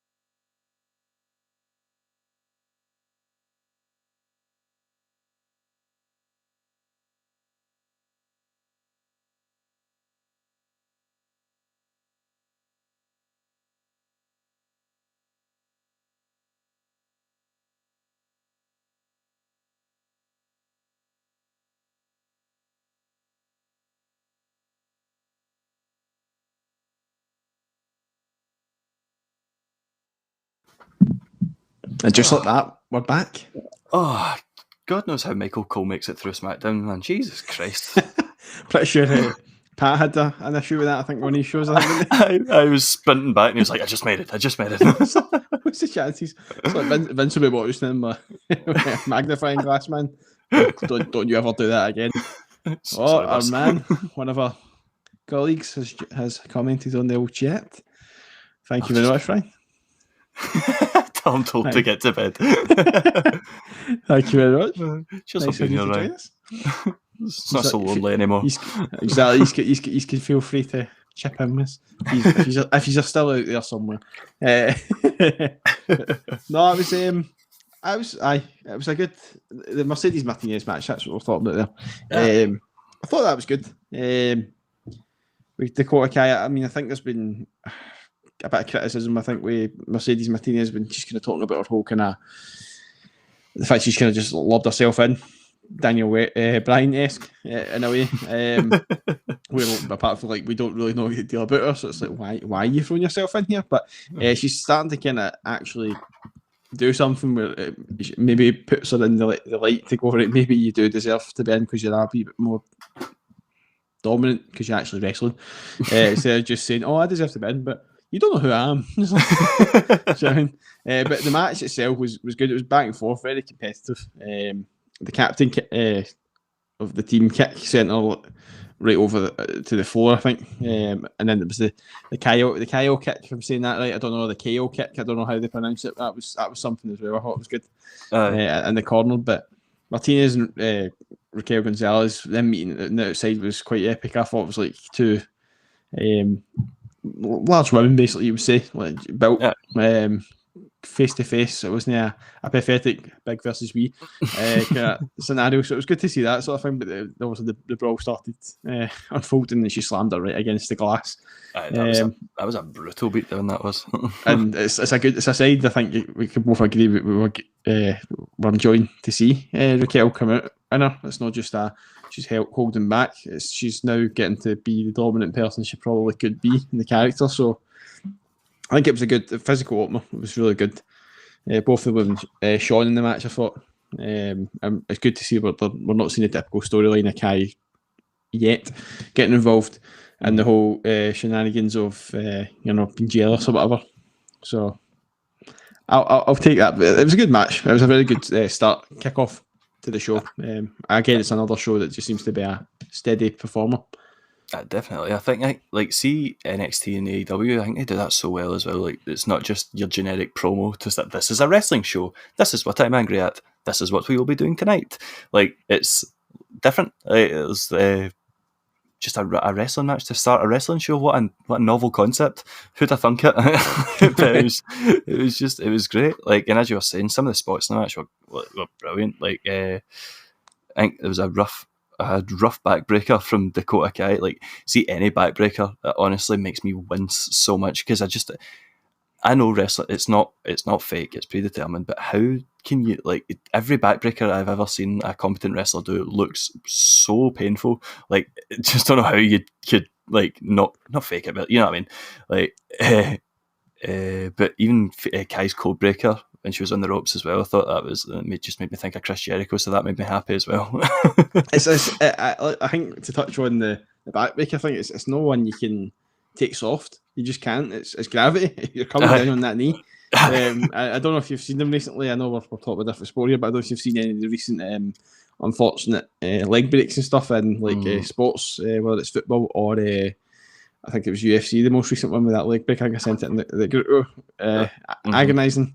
But you can see that going that way. Do you mean whether it's the back getting it, or are we going to see one day a wrestler's leg just snap because of a backbreaker?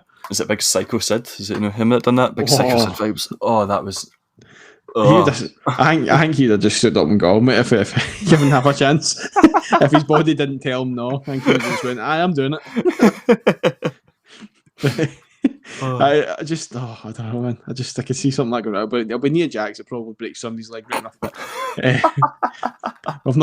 we've yet to see her get a backbreaker. So I think she's the perfect weight class for not getting a backbreaker. So she's sorted for the rest of her career. Imagine poor Dakota Kai, like her small frame, like against Nia. She would be like a fucking fly against a SWAT man.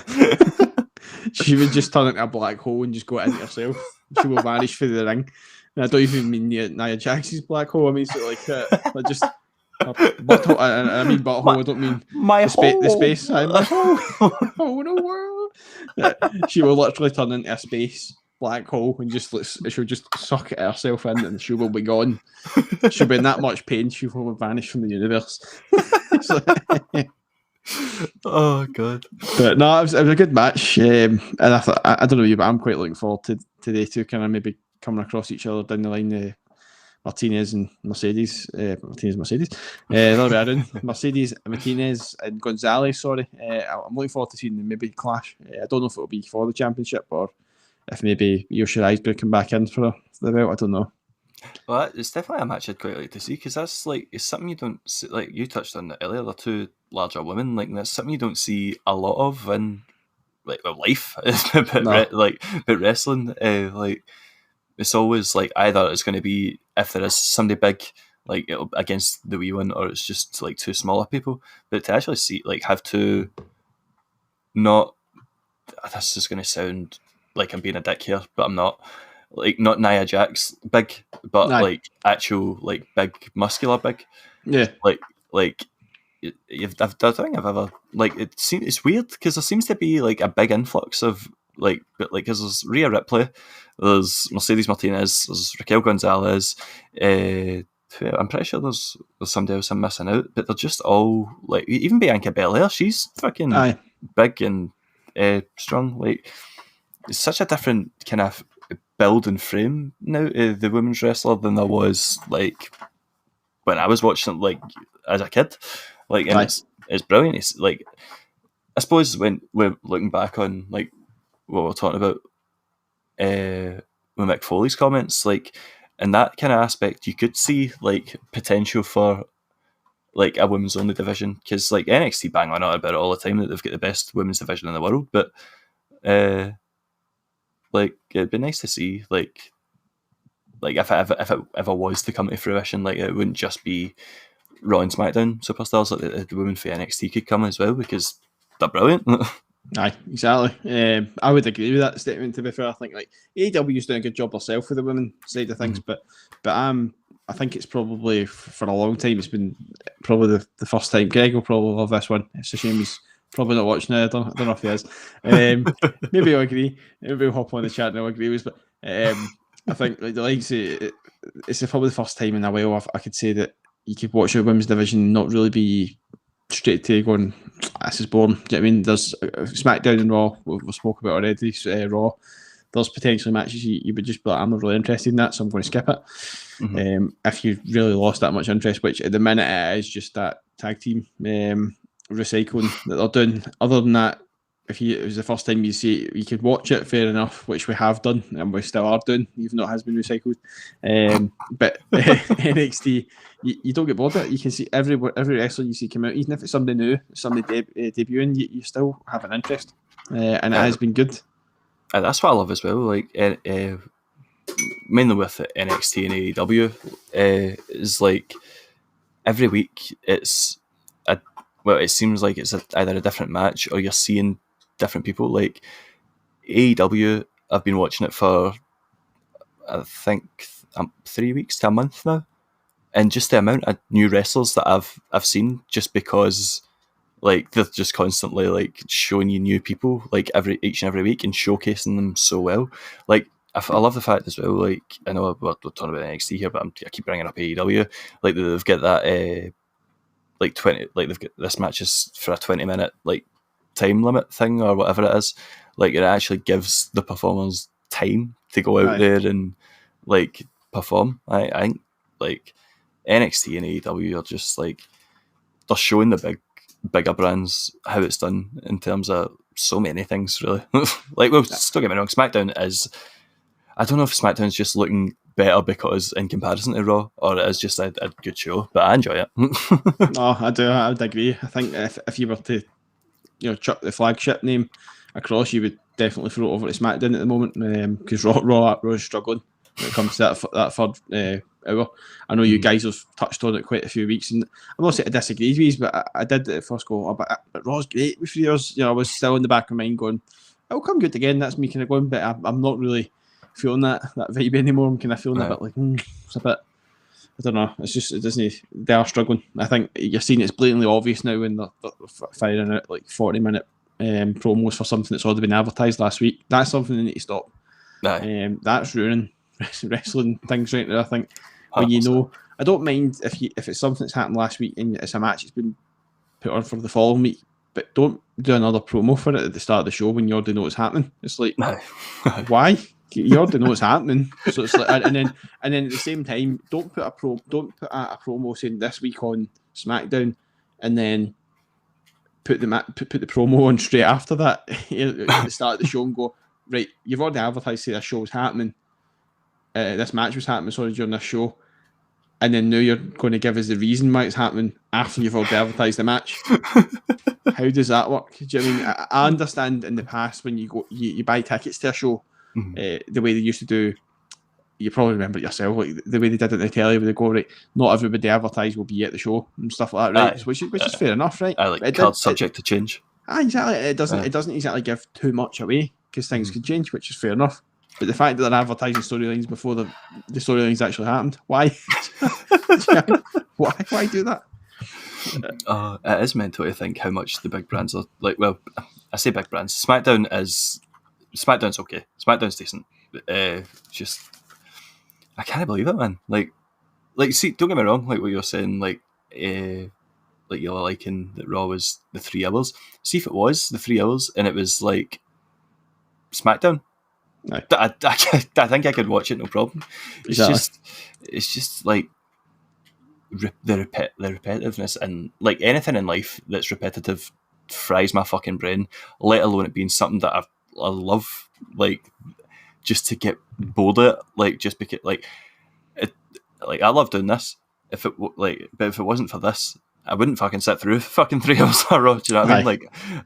Like I'd be watching either the highlights or I'd be watching like somebody review it. But then you compare it to SmackDown. When I was SmackDown, literally fucking flew in for me. Like honestly, genuinely felt like I was just sitting there for half an hour. Honest to God, like it flew in. It's just non-stop, just one after the other. No. And I think Greg touched upon it. I think when we were all talking about Raw, the fact how many adverts does it need? I think it was. Oh no, sorry, that was SmackDown. Sorry, I beg your pardon. The SmackDown main event, that was ridiculous, man. Which was mental, but it's something you'd expect for Raw, wouldn't it? You know what I mean? Because the way they're trying to plug time, like, let's put some more adverts in. Let's go. You know what I mean? But I suppose it was genuinely quite a long match, so you can give SmackDown that, which is fair enough. But that's Raw-esque. But it's just the fact that I don't know if it'd be different for American like viewers, but like, the way I watch it in the BT Sport app because like that's the only way I can get it. And I don't know if Americans get it picture in picture. I get fuck all. Like I'm sitting watching fucking KFC adverts at like 3 a.m. Like, well, one, I can't order it, so you make me hungry for no fucking reason. And 2, I'm missing out on my wrestling. Exactly. You know, you could get to your bed a little bit earlier if there wasn't all these stupid adverts. Exactly. Stuffed. No, they have been mentioning it recently. Actually, I think I know we watch AEW the only way we can really on catch up sometimes, which because obviously if we had to stay up too late any other way we would be gubbed. But they mentioned the picture-in-picture thing, but I'm pretty sure there is. Was it SmackDown? It's either SmackDown or it's AEW. Sorry, NXT. They have mentioned that during it, and usually BT are quite good at cutting things out that they're not supposed to, whether it's American advertisements at the bottom or something. Say this isn't a UK thing or something. It's the US product or something. There was one for Make a Wish, and it was like, "This is an American church." Jesus, man, all right, it's a nice thing. Exactly. We don't end to doing this. It's like what harm is like an advertisement for Mountain Dew? Like, UK can't know about this, don't let them know. It can't happen. So it's like we're slowly but surely in the UK getting things that the US have had for years. There's places like Taco Bell's and whatever else opening up here. Fair enough, they're probably nothing like the ones over there. But at least we're starting to get something that's supposed to resemble something like that. So I don't get it. There's obviously some sort of legal stuff that they need to cover. We cover now, but then they can't even cover up a picture-in-picture advertisement. I mean, they could just do that and blur it out and just continue the thing, but now that BT want to rip the money at you, so they're going to, like you say, show you things that you can't get because it's not. At least show us McDonald's or something that's 24 hours. Do you know what I mean? Like, I know something like that. KFC. See, although the only thing, like, see when it does, I need to watch on an American site, and it's like. Look at this stuffed crust pizza from Papa John's, and it's like the pure cheese oozing it. Like, you dirty bastards! I can't get that. It does. It makes you so jealous. See, when you've been to America, I know you've been as well yourself. It's like you just go. They've get it way better over there. They just have. I know. We don't even have sugar anymore. we've got sweeteners in our drinks now. It's like, why have they done it to us? Oh God. Anyway. Moving on from depressing American ads. We had, I'm sure, Greg. And again, I thought this was. I can't remember if I mentioned this before. I actually thought this was from Greg. Oh no, this was the first time I had that written down. Thought they were from Greg at first. Ember and Shotzi getting some flowers. I thought just. I was going to message him. I was going to say, was that you who sent them, Greg? I was going to say that to him. I just thought, no, I'll leave him. We've already slagged him the last. So I'll let him recover. Only when you're up next time. I mean, I can certainly see why you would love to send her flowers. She's lovely. Don't know why he felt the need to send a Temper Moon as well, but then I suppose you've married. Got to be nice, isn't you? Fucking home wrecking bastard. But no, they had a wee tease of Ember and Shotzi getting some flowers from supposedly Dexter Lumis, but I think shenanigans are afoot here. We've seen it later on in the night when we had what match was it we had? My notes are all over the place here. This is what you have to do. You're not. It's the way I think they plan it that way, so that anybody that does podcasts, you have to just fish through. I structure them, but you end up you can't. I can't even find it my bloody self. That's the worst. I genuinely don't know where where their match was. It was Moon and Blackheart versus Aliyah and Jessie Kamea. But they get jumped. Oh, aye. But we forgot Frankie Monet came in. She was on it. Obviously, told them who they were from because they thought they didn't think they were for her. Aye, getting her a bit of TV time there. Just aye, she took the thing off the flowers, didn't she? And she was That's right, aye. Oh, from Dexter Lumis. That's right. And then it led to obviously Candice LeRae and Andy Hartwell attacking them. Ringside before the match started. Aye, before the match started, that was it. Aye, and then which was interesting. They had the cupcakes and that, and she pure rubbing her face in it, that's not needing that. I was expecting to cut to an advert, and it was going to be Marks and Spencer's cupcakes or something, just coincidentally. That's what it looked like, just the way they were trying. Well, they couldn't even get them in the bloody box at the first. I was open the goddamn box, just open it. It's that's a bit. That was an interesting spin, wasn't it? I did quite like it though. They're Candice LeRae is just constantly planting doubt in Andy Hartwell's mind. And what was the match that because I know there was a match because I know Dexter Lumis came down, and it's fucking annoying me that I can't find it. That was it. It was Bronson Reed versus Austin Theory. That was it.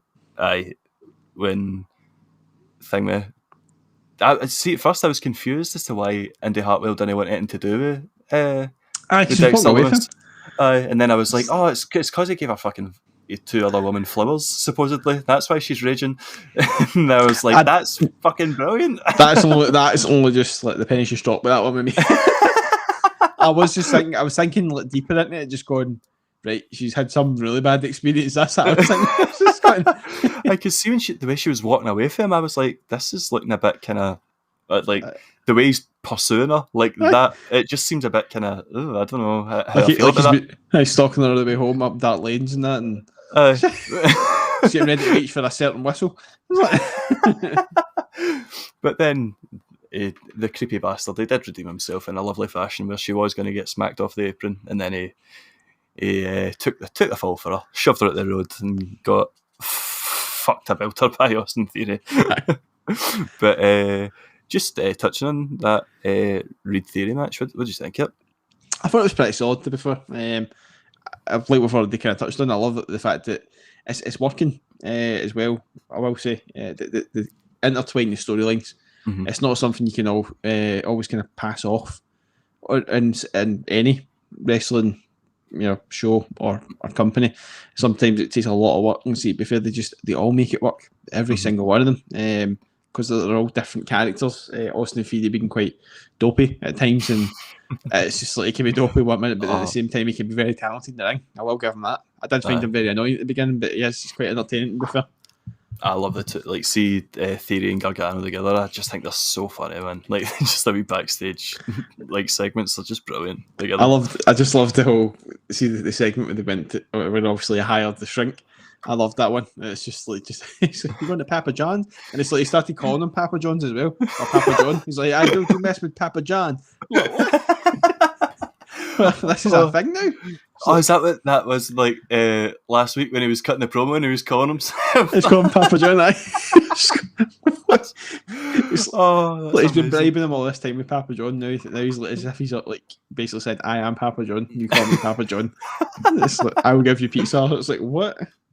Oh God! But I liked it. It's just it adds that these storylines run the risk of maybe it being quite predictable, but it's the fact that it actually wasn't predictable. It was unpredictable because there was that many storylines going on. You would just take it as it being a distraction most of the time and going distraction finish, our favourite finish, obviously.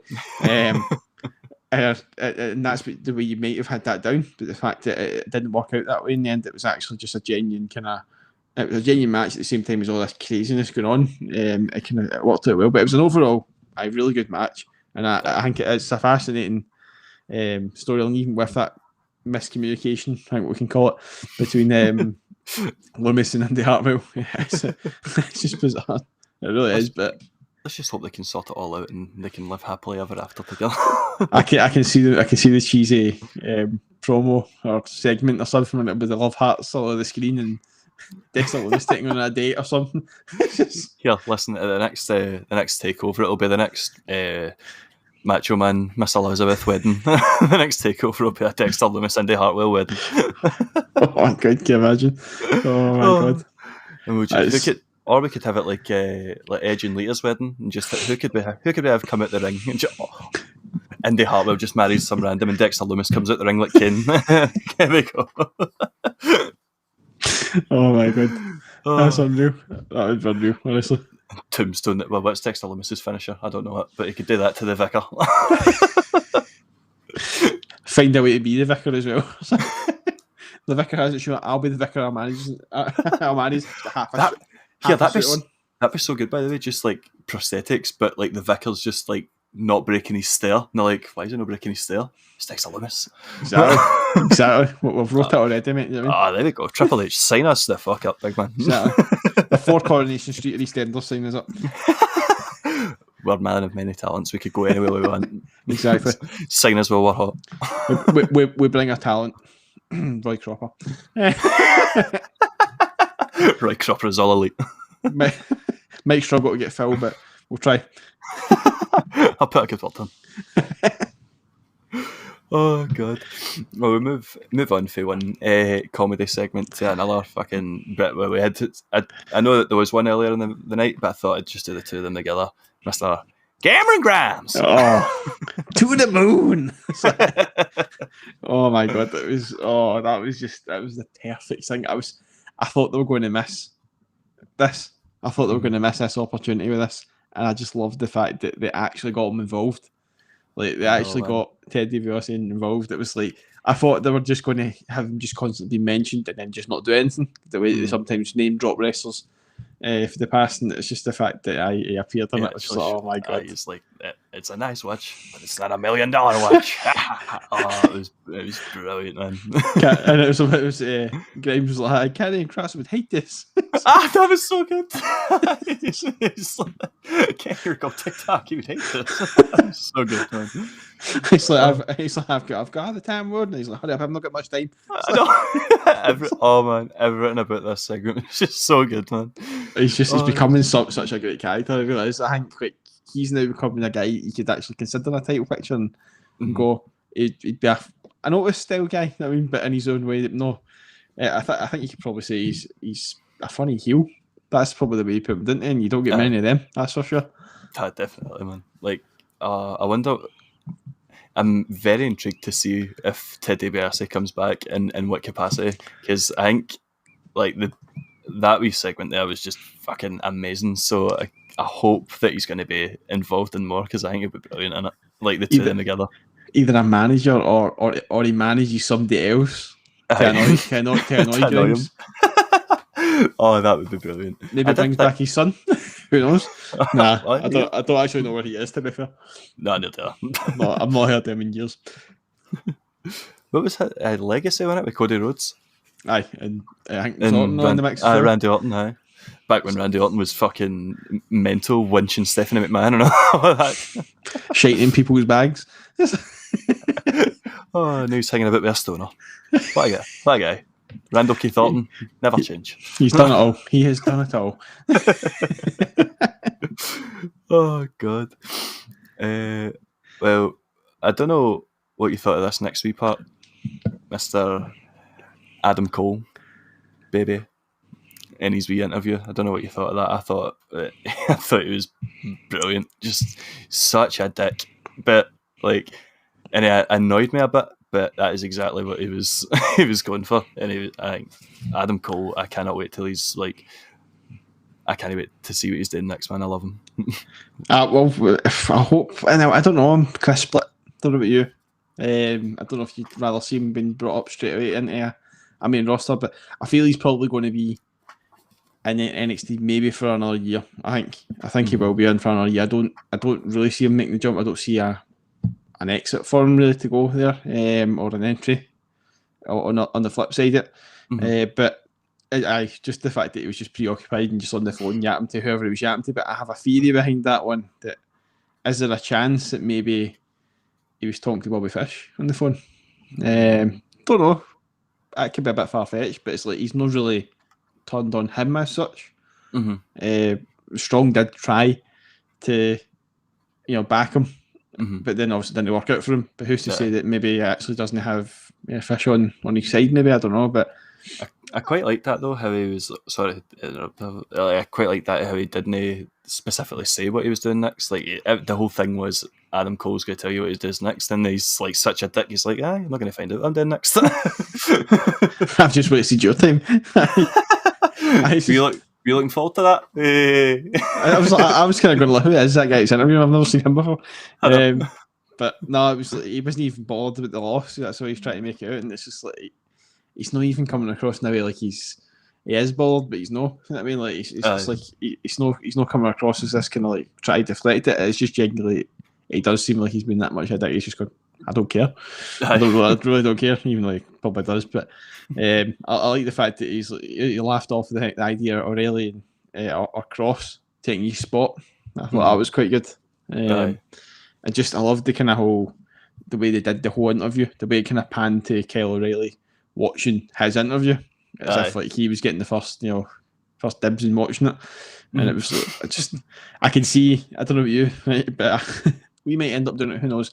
We might be one of the first to do it, but the way that they panned, I thought it was a great promo, great interview with both. Well, not really interviewing Kyle's side, but the way it panned to him, that wee clip, hit pause when he's watching that telly.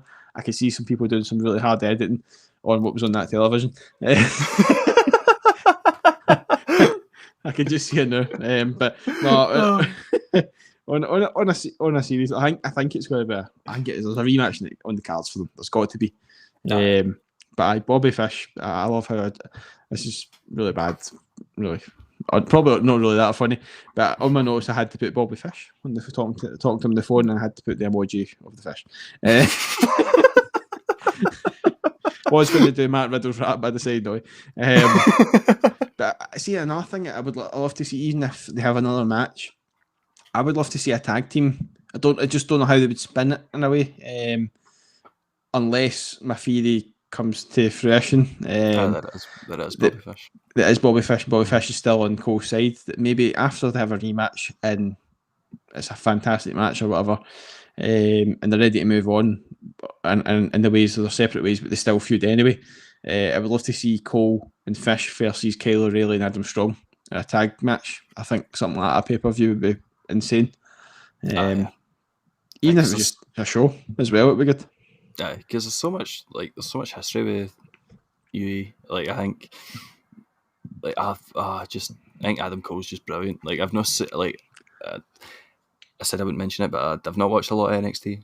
But just he's one of the ones that's just instantly like caught me. I don't know if it's maybe the fact that he was in an angle with Pat McAfee, and I love Pat McAfee to death, that like it made me like feel like I really like Adam Cole as well.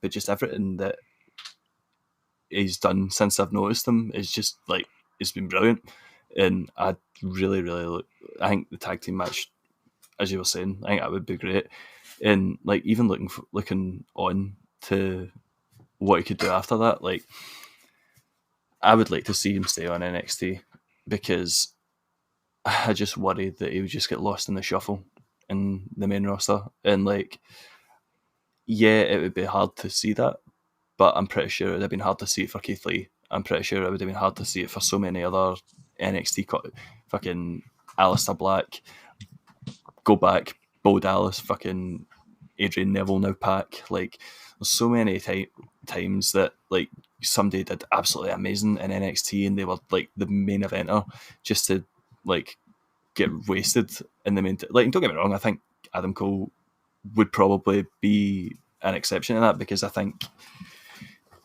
he's just that charismatic, and just, I'm not saying that those others weren't, but I just think there's something about him that I think that he could click in a main roster.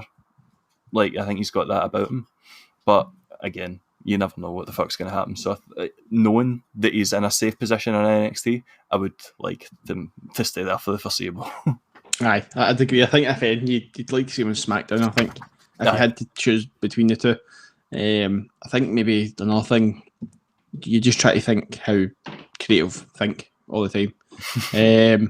I think we know sometimes how weird they think, but I think like it could be quite easily like one of the best in the mic, very easily, and that's one thing I would say. He would absolutely nail it, but I just feel that maybe his build could let him down. Just because he's not the biggest. He's compared to Shawn Michaels quite a lot.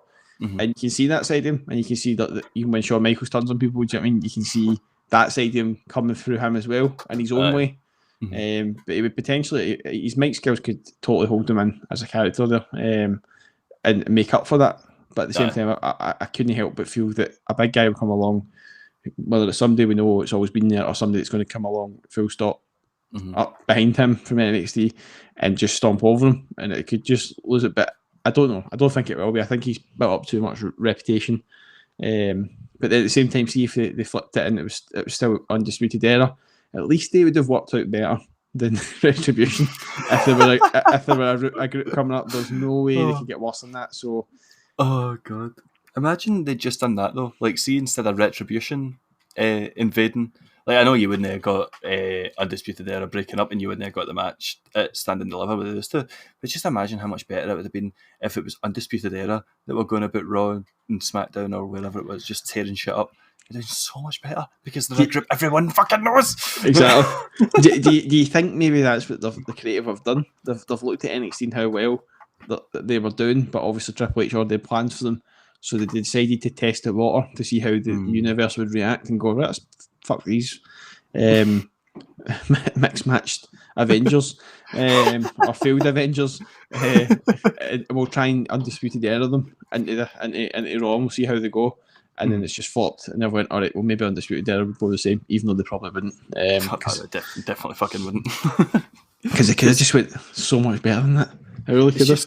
It's just the fact that, like, Undisputed Era, I mean, it's broke up now, but they're established characters. Mace, Teabag, fucking whoever else was like dressed up in drag, kidding on to be someone, like, they weren't established characters, so you just didn't give it. Well, at least I just didn't give a fuck about them. Like, and it's, I think, I can't remember what I was watching, but I'm pretty sure somebody said that Mercedes Martinez was like somebody that was in Retribution. And if that's true, then what the fuck? Like, she's alright, like, on her own. Don't put her with a shite group that's going to fucking fail. I'm pretty sure she might have actually been part of it at one point, but they might have removed her from it. I could be wrong. I'm not sure, but I feel like I've seen it now. You've said that. I feel like I did see her one of the times that they were all, invading Raw, but obviously Mia Yim's obviously one that's kind of fell victim to that. So is Dajakovic. He's fell victim to that. As I said, you obviously have known the other guy for getting put through a table, but it's like, again, we don't know him. But I mean, I knew of Mia Yim and Dajakovic at least. See, in all honesty, the only reason I knew that is because I was just Googling to find out who the fuck he was, and then I was like, oh, that's the cunt. So the other ones there, including even Ali, you can say, they all have built up reputation beforehand, apart from this guy. Like, where's he came from? Why is he there? But at the same time, you still ruined that for them as well, because Mia Yim built up quite a bit of steam on NXT for a while. She started building up some stuff where she looked like she was going to go places, and then all of a sudden they pulled this storyline. Same with Dajakovic. He had a good few feuds with Keith Lee. I've seen that. Like, of all the matches that I watched, I've seen that match, and I was like, that's a fucking great match. And they've just ruined it. It's not to say they can't revisit it, but it's like you've just renamed the guy. So you now kind of go, but when they faced in NXT when it was called a different name. Doesn't it work? You've got to either go with one or the other. Is he Dajakovic? Is he this guy? Do you know what I mean? You can't. I suppose they had luck with old Husky Harris, didn't they? That's true. Well, that's true. I think that was just something that everybody forgot about, I suppose. But even then, Nexus looked fucking good compared to these guys, you know what I mean? Oh, fuck, I know, man. It's just a wish Nexus in it. See, now you say that, was that guy on Nexus? Or is that just like, nah, I don't think he was actually. I think that was a bald guy. Who? Nexus, I think there was the dude that got put through the tail, okay? What was it, Mace? Oh, Dio Madden, that's now fucking... Dio Madden's that his name? The only reason I know that is because what culture I was talking about it. And that's literally most of where my wrestling knowledge comes from. I've just googled on it. Would you see all the guys you had done that, man? Even Wade Barrett. It's like Ryback. Oh god. I tell you what, man. Let's not slag Ryback because he watches lots of YouTube, and I don't want to be on the receiving end of it. I think Ryback. I think you're a very talented superstar, and I would happily see you. I definitely did not vote for you to retire in that poll that you put up. I didn't do that. Don't give anybody the opportunity to vote retire, honestly. No. He's like, oh, there was some bot accounts put in retire. We'll put another one up. Retire. I know. It's like people still question why did you put the option there if you don't want it. Darren Young. Remember Darren Young? Love you, big guy. Dude just looks like John Cena. It's scary. It's just John Cena's face with massively spiky hair. It's just scary. It is scary. I know. I think like the way they've lost that in transition, I think it's been a bit thingy. But we wouldn't have got that way. We're undisputed, definitely not. No. But either way, they can still got, like you say. I think Adam Cole, he could stand his own, but there's still maybe a wee bit of risk if somebody else could just start stomping over him and could get pushed to the back a wee bit. Dolph Ziggler, we'll call it. God. Where he can get he can get storylines for a period of years or something, and then just gets forgotten about and ends up in a tag team with some other guy who used to wear a jacket and have an awesome theme song, and it's just like it's gone. Any rhyme or reason? Nah, just Dolph Ziggler wasn't doing much. Have a tag team it. Why not? You, you don't have to defend it that often either. WrestleMania off. Oh dear. Imagine me a wrestler no wrestling WrestleMania. That's wrong. I know, man. Like, just I'd be green. Stupid, man. It really is. Well, moving on for what was Bronson Reed and Austin Theory, I think was the last point we had, was Imperium versus Killian Dane and Drake Maverick. And I quite like Drake Maverick before this, like the wee promo, and it was like, no, I watch wrestling. I know you're just going to betray me, or you're going to wait till I'm walking down the ramp and you're just going to attack me, or you're going to wait till all three are there and then you'll attack. I was like, that's like, I find like a wrestler who actually watches the product and isn't just oblivious to everything. I was really interested. Storyline, and I just loved that. It was something that you've never seen before. Like, just like you say, that whole spiel from him, just the way, like, everybody's thinking, because obviously that's about playing, but it's the fact that the thing is, it can still happen. That's the thing. It really could. Don't know why though. I don't know where they're going to pull their reason from, but either way, it's funny. And then obviously, I think during the match they had a heartwarming scene.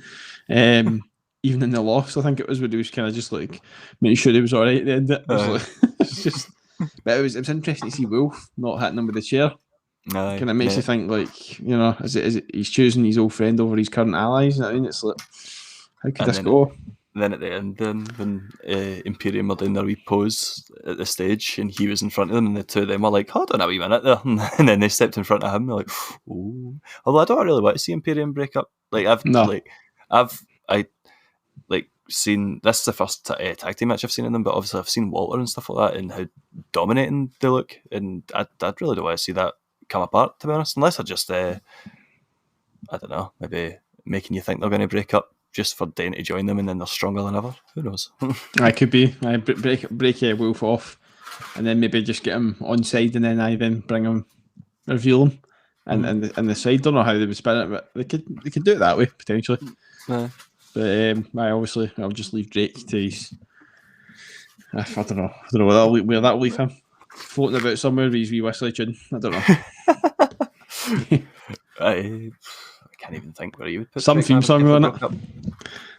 I mean, it will definitely not be getting added to my Spotify playlist, but no, it's the hard rock thing. It gets me every time. It's just like it's a beast there, like start for Dane coming out. It's like, oh yeah, he's a tough guy coming out. You know what I mean, it just You're just like, why? How do they come up with it? It's like I think Jim Johnson, like the guy, obviously composes a lot of the best known theme songs for all the wrestlers and stuff like that. He came out recently and talked about all the theme songs and how they've kind of WWE don't seem to be able to hit that off anymore. He's not fucking wrong. Aye, and he knows the reason why and whatever. And it's like, I'm not saying it hits the same heights as like The Rock or anything like that. It definitely doesn't. But for comedy factor, I've never seen anything being combined in the way a rock thing with something like that. It's like, I know that the band, the singer Poppy, her songs, they go, they can.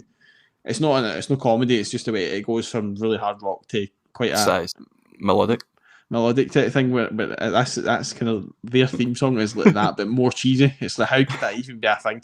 It just doesn't make sense.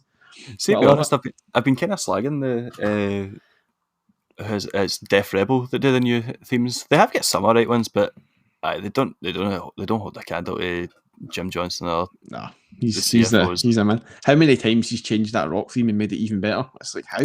Yeah. It was weird. Like, see, just because of I think, did you know that an interview recently? I think that's what you're talking about. Since I watched that, I just keep getting like recommended videos on my YouTube, and there was one talking about how he came up with Stone Cold Steve Austin's entrance, and like the glass break was like a mixture of two planes of glass smashing, a car crash, there was something else as well, but there was just like 3 or 4 different things, and they were all like mashed together. But because the glass smashing was like the highest frequency, that was what like picked up the most.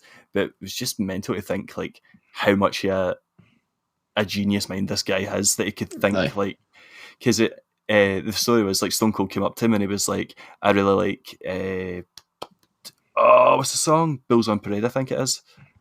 It was like just Rage Against the Machine. And he was like, can you do something with that? And he was like, all right, I'll try. and then came up with one of the best fucking things to get a pop ever. I don't know you. I don't mind. Like we're quite in agreement. Obviously, the other guys aren't here. I don't have any numbers to tell me if anybody's watching. We like the beats. We like the Bad Bunny stuff.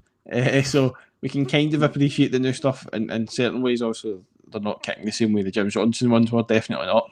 But at the same time, sometimes I suppose you can maybe think they're trying to modernise it, try and gain that maybe. But I still think the wrestling things need to be the Rock. They need to be the Rock things. I mean, they need to kind of be rocky. They don't always have to be rocky, but if you're going to do it not rock, you have to hit the right note. Like, I quite like Big E's new theme song. I like that. I think that's really good. I think that's by Wally. So fair enough. That's no. I think it might be included. Was it? They're like thing as well. With them. So that was good. See, Karrion Kross as well has entrances by them, but the one thing I would say about their entrances is like, I think this might be what, I can't remember if it mentioned this or not, and this is why it's in my head, but it's like, what's the word I'm looking for? Like, you look at an entrance that Jim Johnson did, and it's almost like a song in itself. Like, there's no repetition. Like, there is bits of repetition, but it's like most of it is its own, like, got its own sections to the song. But with Def Rebel, it seems like they've got like a build, like a kind of crescendo bit where like this is it, like the big part of the song, and then it just builds back into the same thing, and it's just like going over and over again, which just kind of loses that bit of like, I don't know. Like, see if I hear a wrestler that's got a cool theme song, I'll instantly love them. Like Darby Allin, I've got his theme downloaded on my phone, love it. Like, just that's as simple as it is. Like, just something that will make me want to watch you because I want to hear your music. Like, and I think that's another. You say that with Jericho as well, wouldn't you? You say that with Jericho. Would you just? Do you know what I mean? Like, I know they're this is the joke about like the fact that it's supposed to be all these wrestlers for AEW Dark. Mandatory. But I'm telling you, man, I don't know about you, but I think if we were to go to that, and it doesn't matter if you go drinking or not, but a drink would probably help.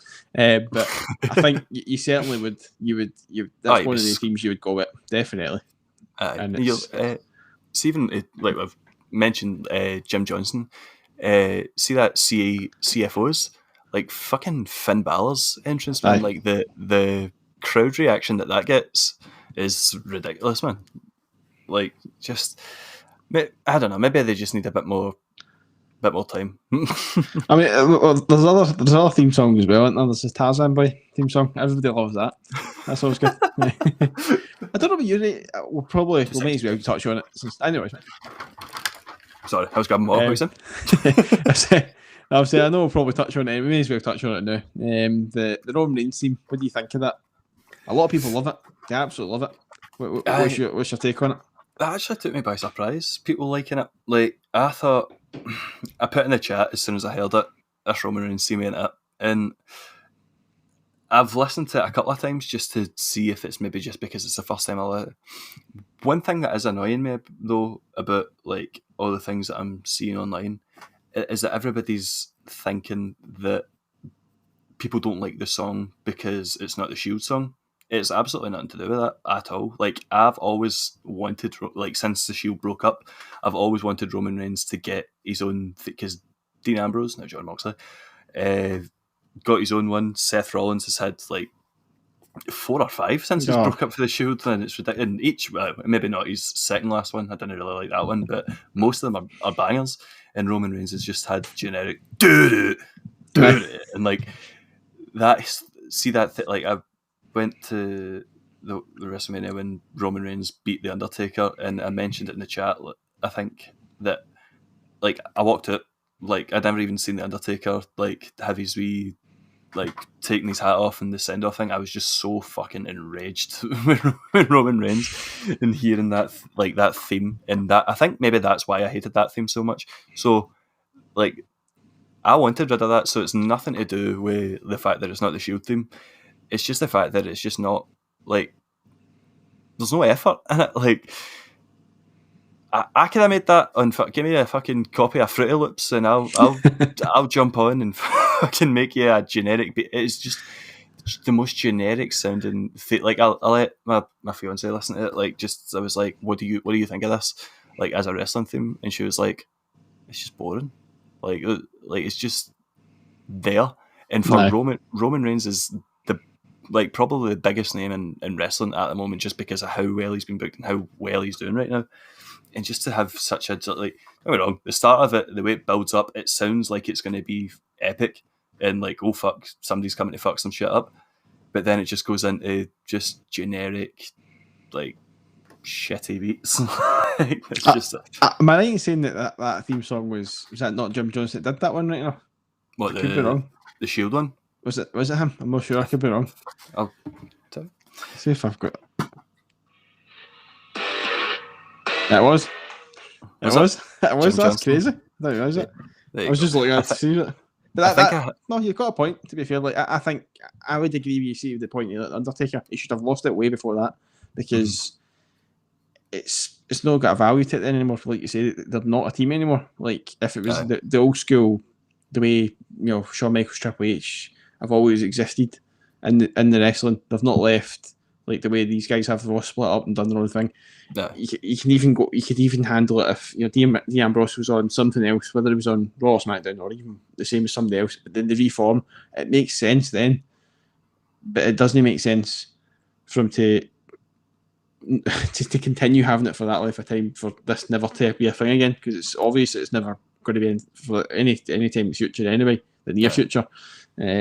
Obviously, we'd all love to think that maybe something like this could maybe happen again, but I don't see it myself. But I should have shook that a long time ago. It was effective when they're a team, but no when they're separate. I love Dean Ambrose's team. I like that one. That was just like it fitted his character. Like, so that was the thing as well. Like CFOs and Jim Johnson, they seem to almost get the type of character that like you want to think. Like Aleister Black's team. I know it was I can't remember who it was that was. Roots or something. It was or something. Oh no, that's the song Roots. Oh shit! Is it Code Orange is Bray Wyatt in it? That's Bray Wyatt. Aye. I can't remember who it was, but like, I'm pretty sure that was CFOs as well, like producing that. It seems like they understand characters so much better than this lot. It was CFOs. Aye, you're right. And then Incendiary or something, Incendiary or something. Probably fucking butchering that name, but just for a glance here, fucking glasses on you help. But no, I agree. I totally agree. I think Jim Johnson does have that. Same with CFO, you can give them the credit where it's due there. They've looked at wrestlers and they've matched their personality 100%. But sometimes they just don't nail it, do they? Do you know what I mean? Like CFOs have that Undisputed Era theme song, how good was that? I mean, that's a good rocky one. Good, man. Aye. Like, and that's the thing you want of wrestling fans, and especially with wrestling fans going back. Do you see a pop happening with Roman Reigns now with that? I don't know if I do. I've not listened to it that many times. I've genuinely only heard it on SmackDown there. I've not listened to it again. But I just can't imagine, for what I can remember of it, I can't imagine it being a pop. You know, Edge, you still get a pop for that. You're still going to get a pop for The Rock. You're still going to get a pop for Stone Cold. And it's not solely just because of who they are. It's because their theme song as well, like you say. And if they don't have that to back it up, it's pointless. Crowd interaction is like so important, man. And just like, in fact, you look at one of the best crowd interaction songs there is, Kurt Angle. Like, yes, okay. Are you going to get any of that with fucking Death Rebels generic BT Pish? Don't think so. It's like, even like, I don't know about you, right? I don't overly like it, but it still matches his whole kind of vibe, and obviously made it into something with the whole yes and no movement. But Daniel Bryan's, is it the Valkyrie? Rise of the Valkyries, aye. So it's like, obviously it's already there, I think. A bit like Walter's theme song, that's already an actual thing as well. Do you know what I mean? You hear that in the adverts and that. So it's like, it's a thing. I actually found myself like listening to that the other day in my headphones, and I was like, what am I doing? Why am I listening to that? I mean, don't get me wrong, like, see when it actually kicks in, I'm like, not bad. But then, and then when it trails off and it's actually like proper classical music, I'm like, why am I listening to this? It also makes you go, how is this made into a wrestling theme? It's like, I know. I don't picture Walter being the type of guy to go for, champagne at Buckingham Palace or something like that. I mean, it's like nothing like that. Do you know what I mean? It's just bizarre. But theme songs, I don't know, they're a bit kind of touch and go at the minute, that's for sure. But Roman one, I don't know. I'm not sure about it. I think you mentioned about Seth Rollins. I didn't like the whole. I don't know how you describe it. It is quite similar to kind of like a wee bit similar to Roman Reigns, a wee bit similar to Walter's in a way. The kind of opera type thing, and I don't like it. I suppose it's personal taste as well. You've got to, but I don't imagine too many wrestling fans out there that like opera. I just don't see. I know it's to annoy you. It's supposed to add to the annoyance, and it fucking does. I think if you're looking at annoyance in wrestling themes, I don't think you need to look any further than King Corbin's theme, man. No, that's exactly how I was going. Exactly what I was going to next, man. What is that, man? I don't know. It's just a drone. That's an absolute fucking drone. Like, this is like, I've just been going through a wee binge of like listening to wrestling themes now, and I listened to not King Corbin, Baron Corbin's fucking before it turned into this Kingpish, and it's a really good song. Like, I liked it, and it just. And when I was listening to it, and I was so used to it, like it kind of builds up and then drops into the I am the whatever it is, like into the actual. See when it builds up now, and then it goes into the like that royal like music pitch. It just it's like a stab in the balls every single time. It's just that. It's ruined it. See, the thing is, I think like talking about Corbin himself, I know they've turned him into a fucking super heel that you hate. You just can't find a likeable thing about him. It's just like, I don't know, man. Like, when I seen him, I think it was like, I don't know what it was. There was some sort of promo clip of him, and it was showing you how much he loves bikes and stuff like that. And I just thought they were going to turn him into this kind of biker style wrestler. Do you know what I mean? But I'm not saying Palumbo. there's no saying they've no went the right way with him, but it would have been cool to see him, his own personality shine through in his character a bit more, like with that kind of thing. Like if he rocked up my bike or something, that would have been cool. That's what Something different. Is it not John Cena? I think pretty sure John Cena said like the best like kind of character that you could ever be is like what is the word I'm looking for? Like an overzealous version of you kind of thing. Aye. Like you times 10. Like I think that's the best way you would get it. Like the best thing you could get out of anybody is just by being yourself. Like not by like. Don't get me wrong. I'm pretty sure. Like I've seen him in interviews and stuff like that, and he does come across that kind of vibe that he doesn't like people. But I can't say I blame him most times, to be honest. But like, just to have that come out in him, like it's just that, as you're saying, like having that like that passion for motorbikes, like just having ride to the ring in a motorbike, like the Undertaker used to do, like Chuck Palumbo used to do, like not just like. I'm pretty sure at no point in Baron Corbin's life has he ever went, I'm a king, by the way. Where is the royal in his family? I'm sure we can find it in Ancestry or something. I just thought, like you said about John Cena, like he could rock up in cars, man. You seen the amount of cars he's got. It's scary to think he's more a car guy than potentially Vin Diesel. That's scary. But at least you can go, right, fair enough, a guy deserves to be Fast and Furious for his passion of cars. You've got to give him that. Oh my god, John Cena an actor now. I can't believe that. I know. I can't. I think I can't even deny say that I don't think he's going to be good in Fast and Furious. I think he actually might be. Do you know? I don't know. There's mental that I actually like quite like John Cena as an actor. Like I think fucking what is it? Suicide Squad he's going to be in. I think that looks funny as fuck.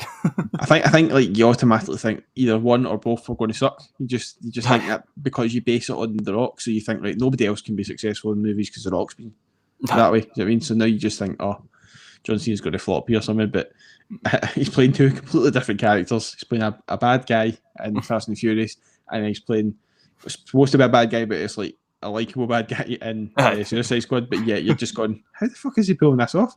It's like he's never changed his character in WWE, but now he's just went out there and he's doing two movies and he's playing two different characters, and you can see him. You can actually see him.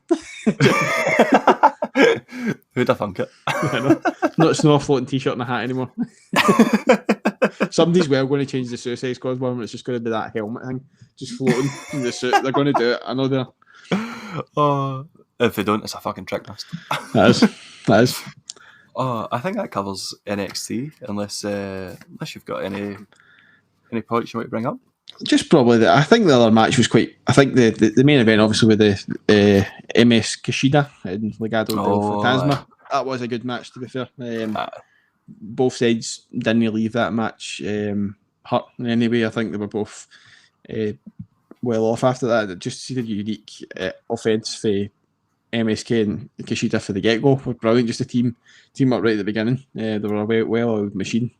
I actually thought the three of them had really good chemistry. Like the MS Kushida. Yeah.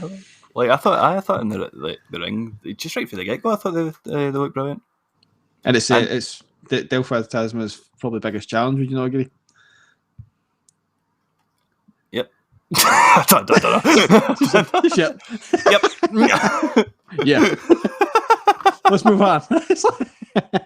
No, it's I don't know, man. It's Kushida's like he's performing at some level now. Do you think like for what we have seen of him? Do you know what I mean he's hitting a good height now? Like they've no stopped from that last pay-per-view. They've actually kept him going, which is good. Definitely, man. Like that's.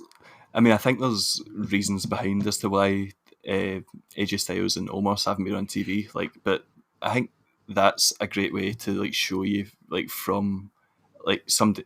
Like from a pay-per-view that's had a good match or like had a good moment, like a good way to like build from it. And the reason I bring AJ Styles and Omos up is obviously because they've not fucking not been there since WrestleMania.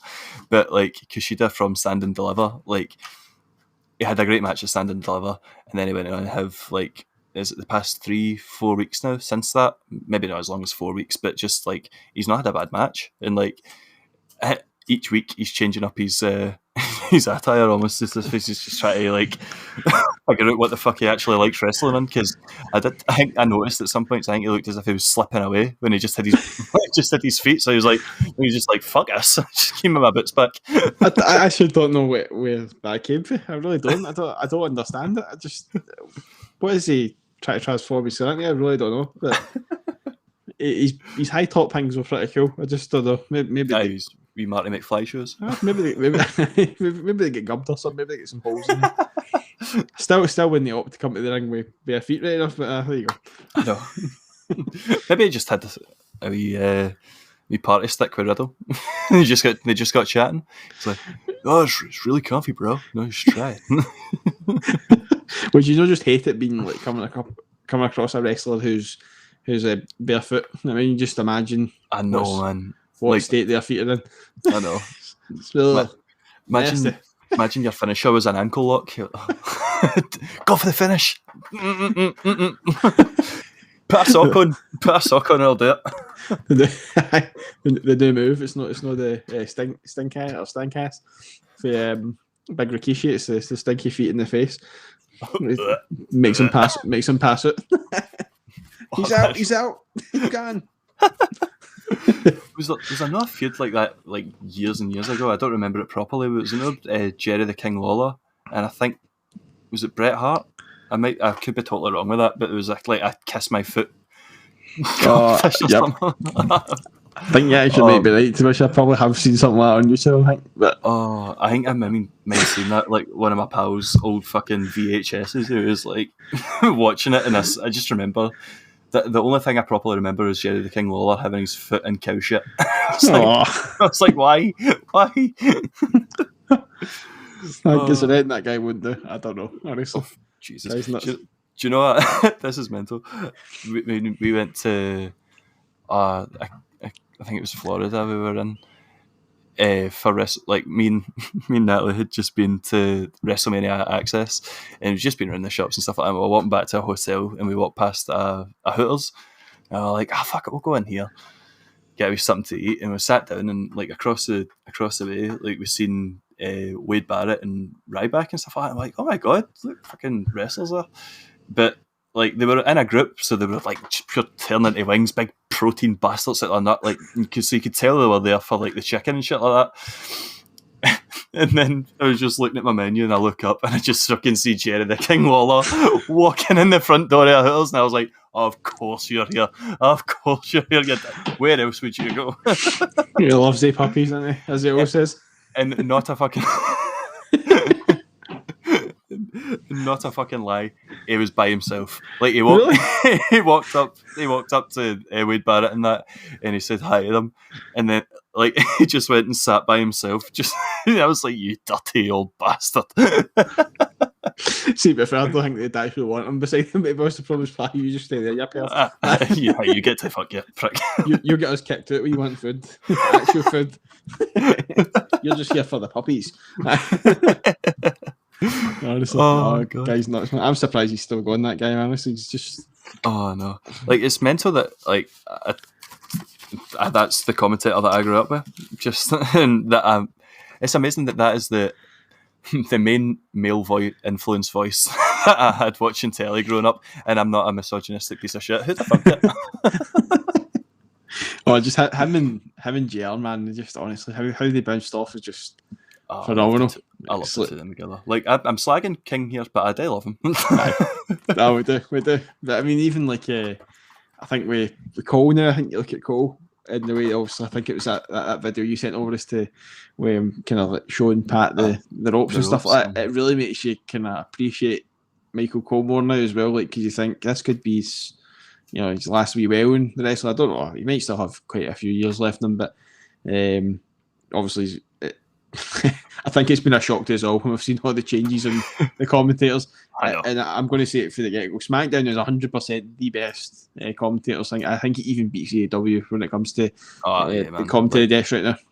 Aye, like any show SmackDown hands down wins, man. Like it's mental to think that like Michael Cole's on that show, and that I've never disliked Michael Cole, but I've never thought he was like been the strongest commentator. But as you were saying, like, see, watching that video with like that Pat McAfee put up on his YouTube channel, like the amount of stuff that guy has to do on a daily basis, man, and just the amount of stuff that he has to remember. And like, I don't know if you've ever seen like the banned list of like words you're not allowed to say in like Vince's commentary world.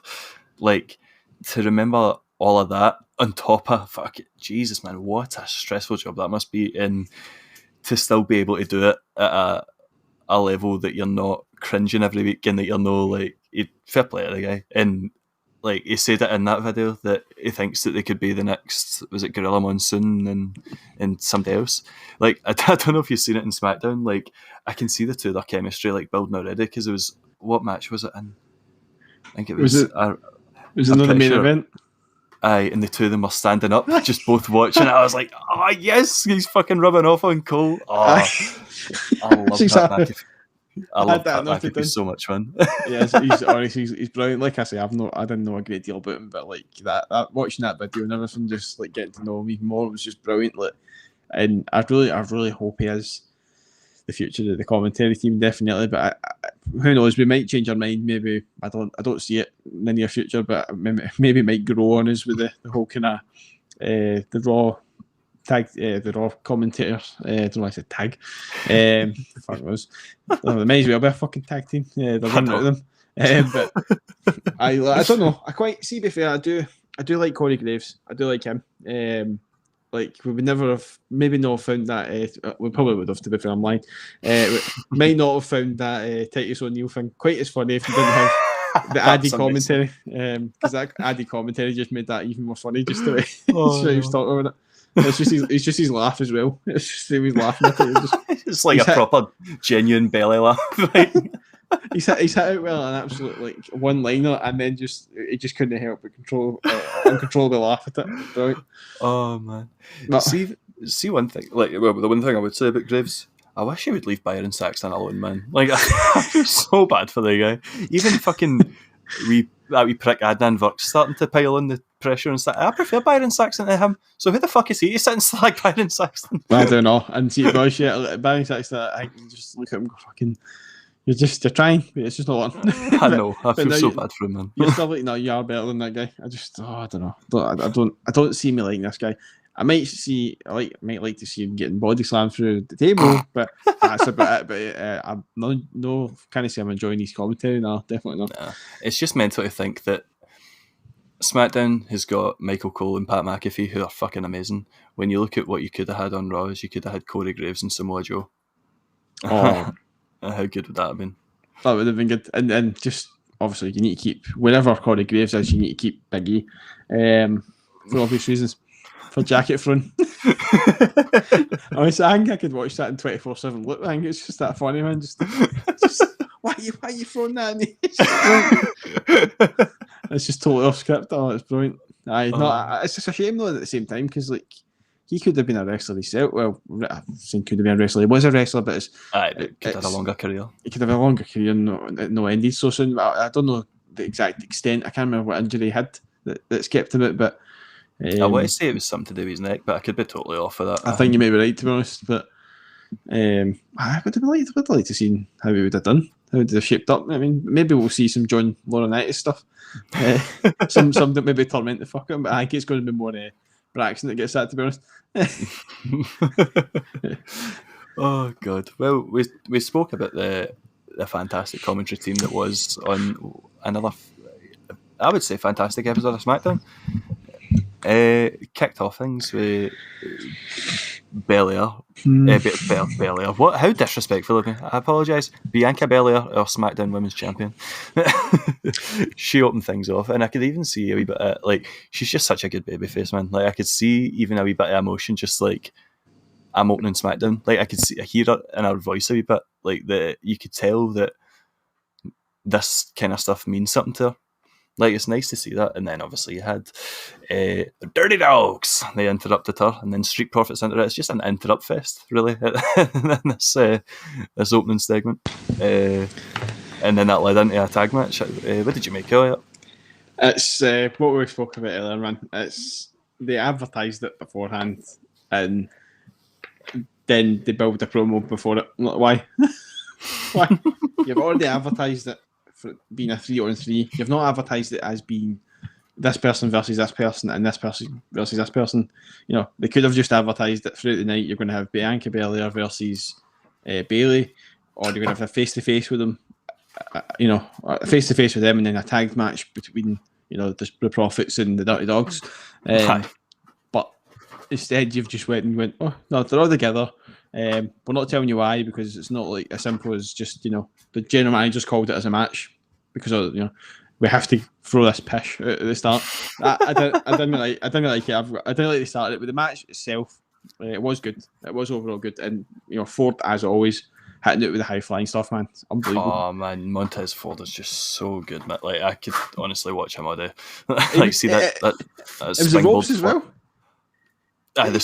He fucking hit it for the ropes.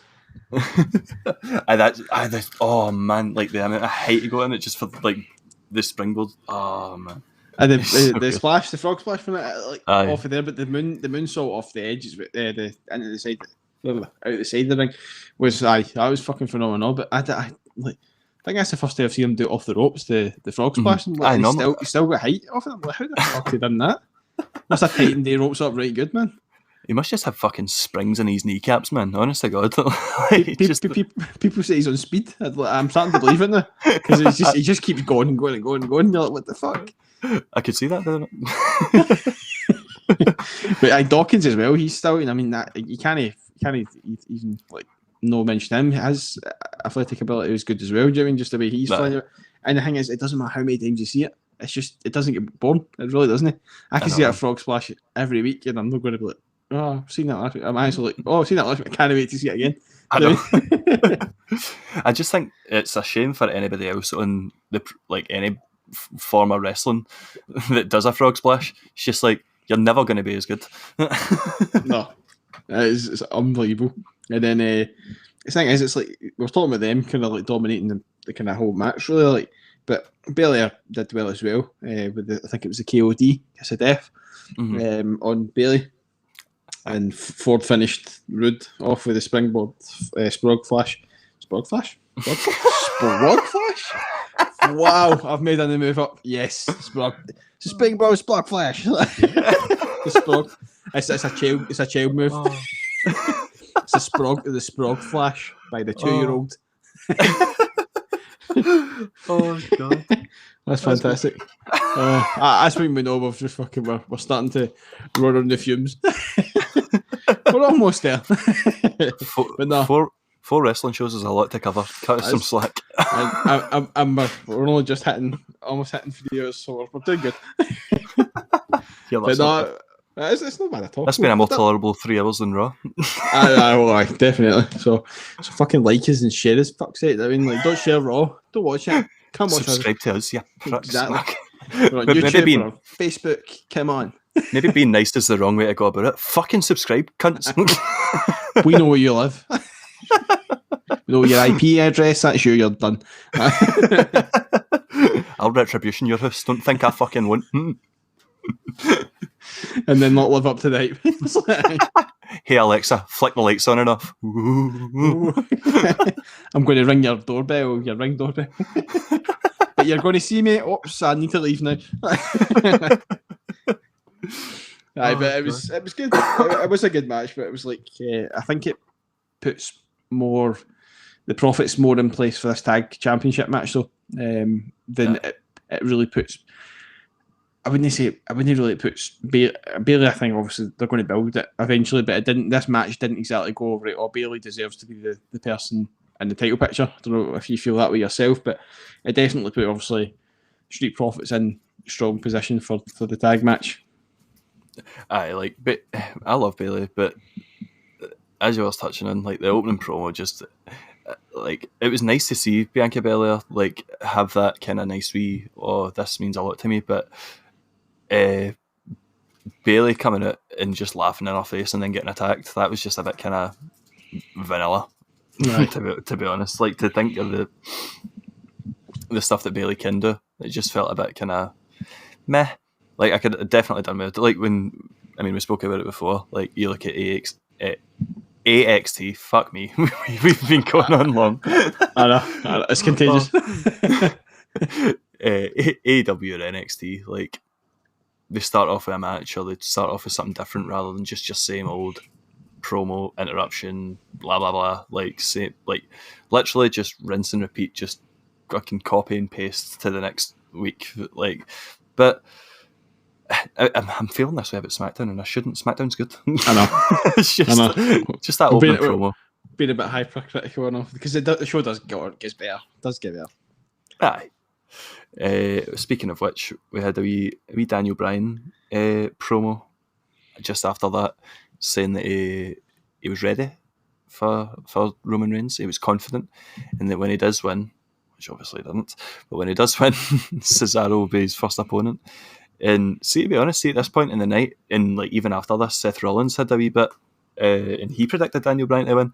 I actually thought that they might like have Daniel Bryan win, which was just like last week when the match was made, it was like I'm just like fucking Roman is going to win this easily. But like even leading up to it, planted wee bits of doubt in my mind, like thinking, what could this happen?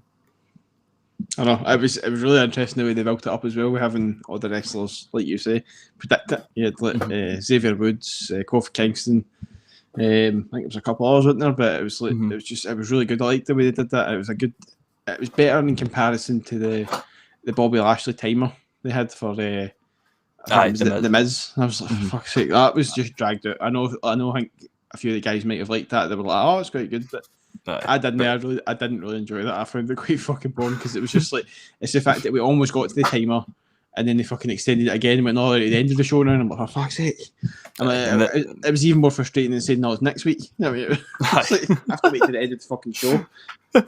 So, and therein just lies the fucking problem with a 3-hour show, but then you've got SmackDown, a 2-hour show, and they still had that kind of build-up and hype, but it was done in a much cleaner, better way.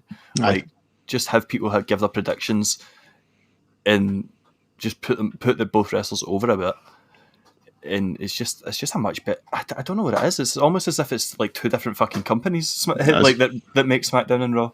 Like, don't get me wrong, there's still elements of both that need changing, like the shenanigan finishes and the opening promos and stuff like that. But overall, like it just seems to be a much better run show, which is just so confusing.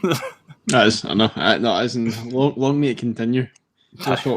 But no, it was a really well built up match. I thought we've already touched on Roman Reigns' theme song. So I don't know. It's maybe it's something that's going to grow on, as like we say. We have spoke about how we're open to other less rocky things, but only if it works. But actually, that's something I did forget to mention. There was somebody out there that actually must have really, really listened into the theme song. I've never played it. But it was one of those ones they show you straight after the theme song, and I was going, actually does sound quite similar. They think it sounds like Silent Hill theme song, or the song or something in Silent Hill. And the thing is, I listened to it, I was going, I can actually fucking hear the guys talking about it. It's quite creepy. It's also a horror. It's also a horror game. The horror game. Obviously, I know even not non-gamers, but it's like or non-players of the game. But it's weird to think that if that is where that's came from, I don't know why. Because he's not supposed to come across as like a horror type character. He's supposed to be a dominant character. But there's a wee kind of piano bit in it that does sound really similar, and I'm just kind of going, that's quite good. I'm not gonna imitate it. Do I get done for copyright? And that's my excuse. No. I think so. I don't know, man. I just don't know what the thinking was, man. It would have been good if they could have come up with another Rocky thing. I think personally, I would have liked to see something like that. But maybe like if it was like a kind of like rap hip hop esque song they were going for, I feel like the potential was there. They just phoned it in almost. Like, and it's mental to think that like Roman Reigns did an interview a wee while ago before this theme was debuted, saying like, "Oh, I'm going to have like new entrance music. We're just ironing a few of the details out. You need to get a new fucking ironing board, son, because that shit's still creased." Yeah, Yes, mate. I wish I thought of that. No, but then again, like you say, I think with Seth Rollins, how many he's even still had for that really annoying one, and then obviously the burn it down thing, and then they've kind of mixed the two together and whatever else. I quite like his new one, to be honest. I think the new one's it's better. It is better than the fucking stupid godsend shit. And I was like, so there's only so much that you can take, man. But I think like if they do maybe change his again, maybe they could do it.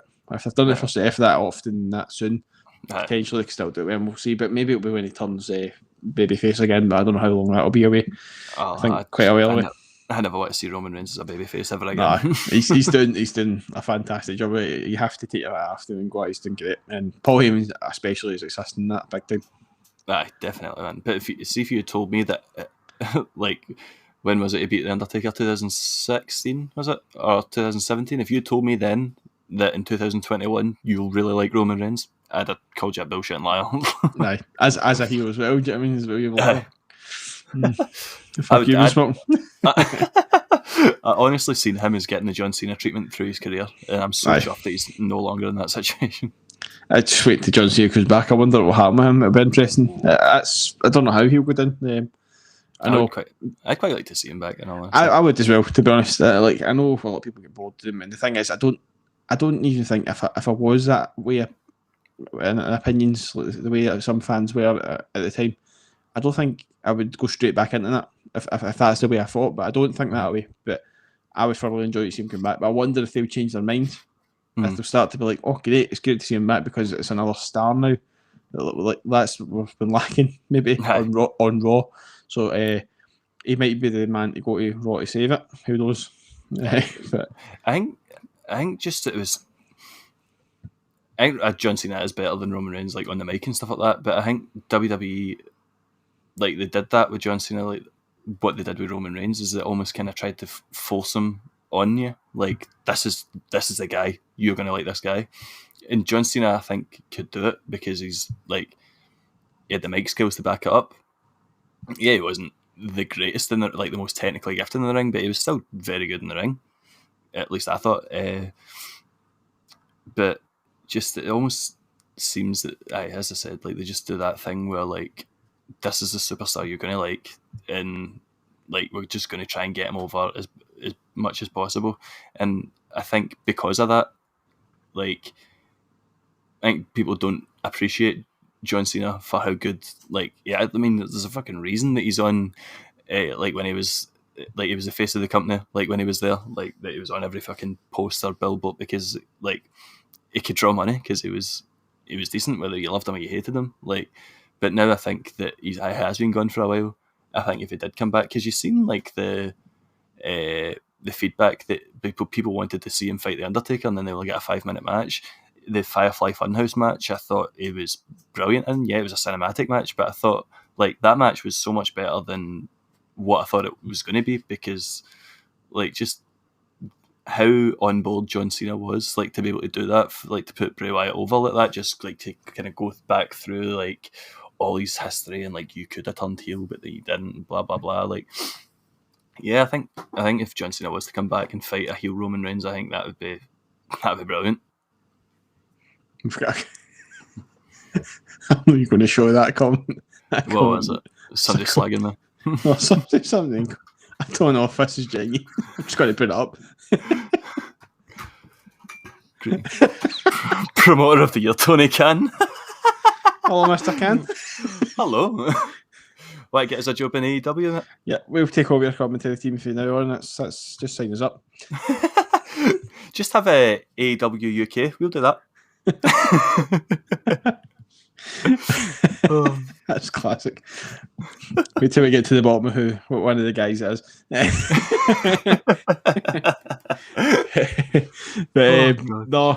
think I totally agree. I think what you're saying there. We've seen. I think it's still.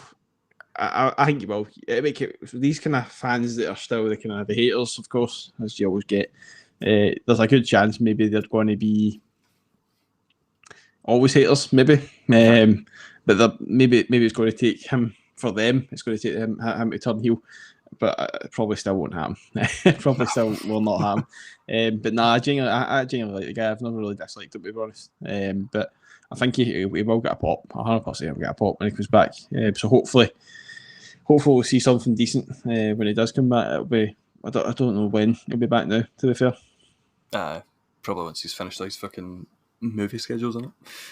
I think that'd be a good way to like see for him to actually break Flair's record if that's something they wanted to do. Reading Vince Russo voice. I don't even know what Vince Russo sounds like.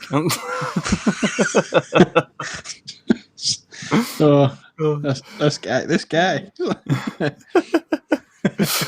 Oh God.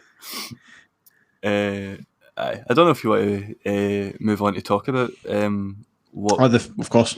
What transpired and what was a great tag team match. Not Natalya and Tamina versus Nia Jax and Shayna Baszler. This is where the guy gets found out. It's like... Oh God. I'm just waiting for something to pop up there. If it's Liam, I'll slag it. Natalya's a prick. Let's just see if I get a hate comment. Can you see Tony Khan defending that? Can you? Oh God. Aye, but I had just written down, like, and it's mental that I've got this written down for this as well as what I had written down for Raw. Why do I need to watch this again? I don't want to see it again. And to be honest, I'm not too bothered if we don't talk about it. Well, you've been a man of the stats. I'll throw a stat right at you. It's been 6 times in a month that we've seen this match. 6 times. 6. I just can't believe we've had to watch it 6 times. It's like we've talked about it. That's so bad. Recycled garbage. They really should have, like I say, like we've already said, I think earlier in the stream, if they should have had that tag title won, they two, because much sooner if they want them to actually see if they end up getting it next week, it's not going to hold the same value. Of course, if I need to sit through that match again next week, I'm going to fucking launch something through my telly. What were you going to say, sorry? No, along those lines, to be fair. Because it's honestly, it's not. I just don't think we could take a 7th week, an 8th week of watching the same stuff. It's not doing Natalya or Tamina any justice, and the sides of them taking the titles. If they get the titles next week, like I say, I don't think you're going to appreciate it as much as you would have, even if it was 2 weeks after Mania. No. You know, some people would probably go as far as saying that you would have wanted them to win it at Mania, of course. But at the end of the day, if you can't have that because creative don't want it, then or the promoter of the year, Tony Khan, might not want it either. I don't know. But I think, I genuinely think they should have had it a lot sooner. I feel like they're just, the creative are waiting for a team to show up. But where is this tag team? Who are they? What tag team are they waiting for to take the titles? Because clearly they don't have a definitive team that they're wanting to knock these two off the shelf. It's a bit of like swings and roundabouts. It's just back and forth. We don't know who's going to get it, who's no. And the longer it goes on, you don't see any of the teams going for it. You don't see Natalya and Tamina taking it. You don't see Mandy Rose and Dana Brooke taking it either. So where's it going? Yeah, I mean, I really don't. I don't know. That's what I genuinely don't understand about why there is a tag team like a women's division, because, and don't get me wrong, see if they had the talent for, well, they do have the talent for it, but if they had the backstage talent for it and knew how to do it, by all means have a women's tag team division, but they don't, and they don't have any. It just seems like they don't have any like creative outlook going forward. Like, they just seem to be, as you said, just recycling the same pish over and over and over again. But when, as I keep, again, mid-card title, and these 4 women could be involved in something like to do with that, and they don't have to be acting as a team, and then you have to like build up a tag team like out of nothing. Like Natalya and Tamina, I don't know why they're I genuinely don't know why they're together. I have never been given an explanation. Well, at least that I can think of, as to why they two are together. Nia Jax and Shayna Baszler, I can't remember why they two are together. Mandy Rose and Dana Brooke, I have no idea why they two are together. Like, there's just seems to be no reason as to why two people are together. It's just like Mandy Rose and Dana Brooke, they're both blonde. Let's put them together. Natalya and Tamina, they've been here ages. Let's put them together. Shayna Baszler and Nia Jax, they're both badasses. Let's put them together. It's just so unimaginative and uncreative. Like, if you don't have anything, like, don't fucking put it out. Like, just to think that, I know I've said it so many times, but to think that there was people released recently, last year, whenever, because there wasn't enough fucking TV time for them, or there wasn't enough creative outlook for them. Yet, as you said, which I did not know that, and I cannot fucking believe that is the sixth time this month that we've seen this push, and you can't have room for the Iconics, but you can have room for fucking Natalya and Tamina. That's just criminal. And don't get me wrong, Natalya and Tamina were good in this match. I think, they were. Like, I actually thought they were, like, this is probably one of the better matches that I've seen, like, out of this whole, like, fucking farce. But the fact that you have had this 6 times and then you release a genuine, you break up for no fucking reason and then you release a genuinely good tag team in the women's division, it's mind blowing. It's like, I think they had there was the tag team of Nia Jax and Tamina at one point. Obviously, that was, I don't know how long ago, right enough, but that at least had a bit more depth to it because they're technically relatives, and so it's like that has a bit more in depth that reason that you can kind of go, right, fair enough, take that. They're siding because of family. But it doesn't really add up for, like you said, the only things I've got similar kind of things I've got together the now is both their dads wrestled. So it's like fair enough, but it doesn't go, oh, your dad wrestled, my dad wrestled, I'm team with you. Yeah, it doesn't. Nah. You like you say, no reason or rhyme behind it, so I don't understand. But they did perform really good in that match, and I think Tamina again was quite good. I've always thought Tamina deserved a run back when she came into it properly. That she should have at least picked up the title. I had a good run. She never did get that proper run. I don't understand why, because you can see she's got that feisty look about her, and you can see that she could have been that kind of badass heel for the women's division, but they didn't allow it. And it's the same story with Natalya in a way, do you know what I mean? But I suppose at the same time, you wouldn't have said a heel at the time, you'd have said babyface for her. Obviously, she could have been played as a John Cena-esque wrestler in the female division. But again, they didn't do that. You know what I mean? So I just don't know. I just don't know why they do it. And it's the fact that they're even treating people that have got family in there. It's not taking anything away for the two of them because they can both wrestle. They 100% wrestle. No. So it's not taking anything away for that. It's just I just don't understand why the fact that they're both talented, but at the same time they both have had family, whether that counts for anything or not. For us fans, you sometimes want to go, right, that doesn't matter. They're talented, you know what I mean? So that's really kinky. But for WWE, they're like, your family used to wrestle, so they probably feel that they should have more value for these people. But it just seems like they don't give a fuck. It doesn't matter if they're family, if they have had family, if they're talented. It doesn't matter what it is. If they don't want to put you there, they're not going to do it. And it's just like, they're just going to leave you. So, you look at, is it Curtis Axel? Fucking Mr. Perfect son. Like, if he can't get a fucking place in the card because he's there, then who can? Exactly. And they'd rather play Dolph Ziggler off as the Mr. Perfect son. I think they would, if given half a chance, if they could have erased Curtis Axel, they would have played Dolph Ziggler as his son. 100%. Oh god. Right. I think one thing I would like just to finish off on that we kind of tag team, but why does Shayna Baszler always need to be the one to take the pin in this? Like every single, like, now that I can remember, like every single match that I've seen, Shayna Baszler has been the one to either it's been, well, I know Mandy Rose and Dana Brooke get counted out in what was a fucking don't get me started on that push. but whenever there's a pinfall, it always seems to be Baszler that's taking it. And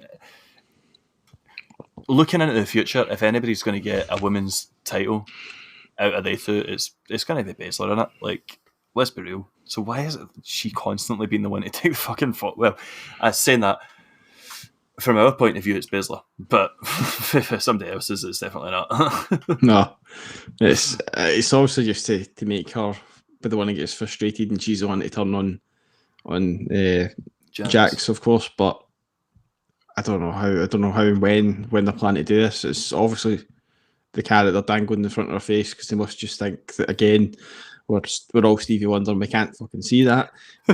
So just wait until the carrot hits your face before maybe I don't know. But I don't understand why they're just waiting. It's not even like they're drip feeding you. They're not teasing anything. They're not doing anything like that. They're just boring the fucking life out of you by continually doing it. And 6 matches is fucking ridiculous for this. It's just, man. Like you said, I think you feel sorry for them. You really do. I actually can't believe that's a thing. that's blown my fucking mind. It's like we're trying to big up say how much the women deserve, and it's not that what they're doing, not the wrestlers that the creative are doing. It's just undoing that slowly but surely, because it's actually starting to make us probably go, you'd rather see, of course you would, just because the fact that Shayna Baszler could just be this dominant singles competitor, especially with the fact that we know Rousey and Becky Lynch are nowhere to be seen now. They're definitely not coming back, so you need somebody like that. And I think maybe we were thinking Rousey might have come back and been that person. So now she's out the picture for the foreseeable. Mm-hmm. Who knows, might not ever return. Why not bank on Baszler to be that person now? Because it doesn't seem like there's, I don't think, as far as I'm aware, I don't think she's disappeared and have wins at any point.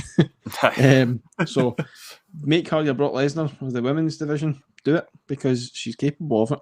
I don't know why Vince lost trust in her, because she's a good wrestler. She's obviously got the UFC kind of MMA styles fighting, so go with it. I think she would be good. I think she's good, fairly good in the mic as well. So I don't see why there's any reason why you can't have her as a singles. Jax might struggle on the other hand, but maybe not. They could maybe develop her again, rebuild her, and whatever. I don't know, but definitely Baszler. She needs to go singles, 100%. Definitely, and I just hope that it's sooner rather than later. Next week, ideally, or even before. I know it won't be, but hopefully even before the show. They can do that if they want to just go, they broke up during the week. We're not going to show you any clips or anything, because you don't want to see a 7th match. Thank you. I would honestly be more than okay with that. That would be the one time I'd be okay with having a match advertised and then it just been pulled. Exactly.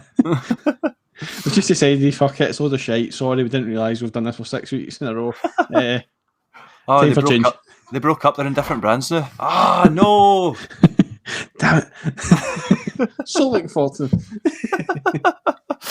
Oh god. Anyway, moving on for that. Although Raw's starting soon, so we might have to speed this up. Either that, or I might just watch the highlights. I think I'm going to be fair. We had another Alistair Black segment. This time he was talking about reality. The reality chapter of his book. He was talking about high school stereotypes, but how his father never fed him dreams about something wrong. I didn't fully understand what was going on, I won't lie to you, but his delivery of it was impeccable, and I really can't wait to see what happens next one. Aye, no, it is. It's good. It's eerie, it's dark, it's quite interesting. Sorry, I've just got a notification. What is this? For WWE, the Raw Tag Team Championship and Women's Tag Team Championships will be on the line tonight. Interesting. Oh, goody. So, I can't wait to see it for the 7th week.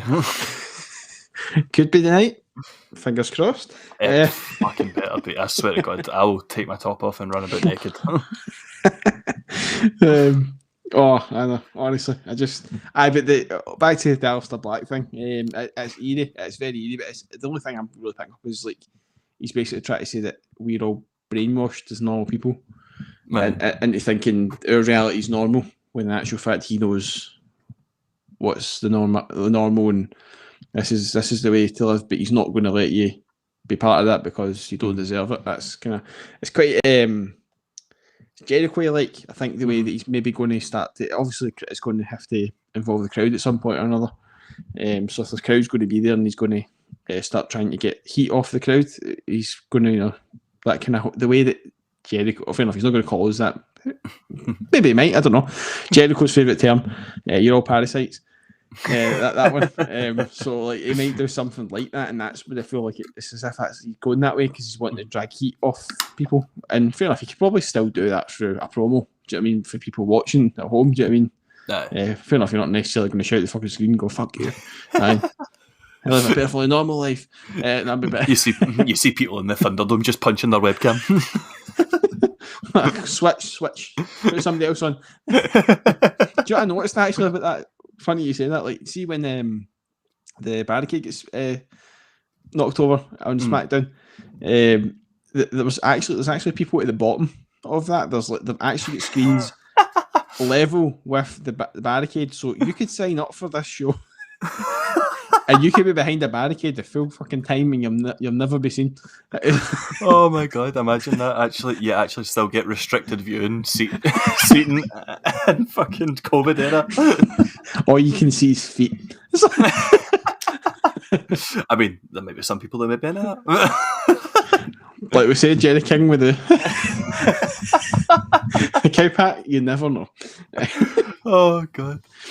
But I don't know. I just sprung to mind there. But no, I think I'll be interested to see if he does drag heat for it, if that's what he's aiming for. But I like the cryptic kind of non-fucking sense stuff that he's coming out with. But at the same time, it's just like it's that eeriness that he brought the first time round when he appeared. Hopefully, it brings back the original entrance as well. I'd like to see that, or even something similar. Something dark, be good. But it'll be fucking some generic shite for Def Rep. Probably, it'll be fucking hip hop or something. It'll be Wally or something. It'll just be somebody doing shite beatboxing down the mic. Alistair back. He's back. He's going to tell you a story. It'll just be Ballamori's theme. What's the story in World Wrestling Entertainment? Wouldn't you like to know? This is when it gets dark. All the houses were not multicoloured; they were all just black and white.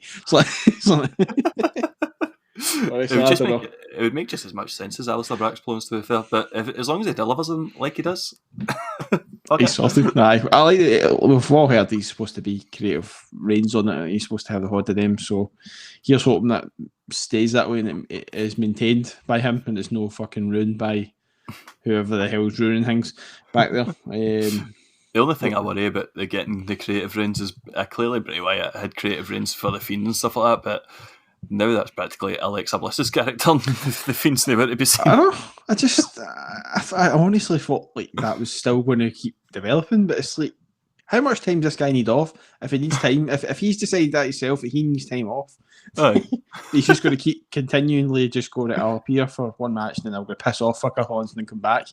It's not going to work. But no, he must have the easiest wrestling schedule of any superstar ever. I know. You heard the ones that all year round is like they get like, what is it, so many days off. Fuck, he must be fucking tripling the days off there, definitely. Oh, there's no off season in WWE unless you're Bray Wyatt. I've sacked his dad, but he's still getting time off. It's like unbelievable. I don't know. I hopefully he's back soon. Right enough talking about him. Right enough, but I don't know who that will be. Right enough. I suppose it's going to be a new storyline. Maybe they'll go for, but maybe they're going to wait until after this backlash thing before they start that. I don't know. I was actually thinking that it could have been Alistair Black. Like I thought they'd have brought him into that story, maybe, but obviously not. They're on different brands there.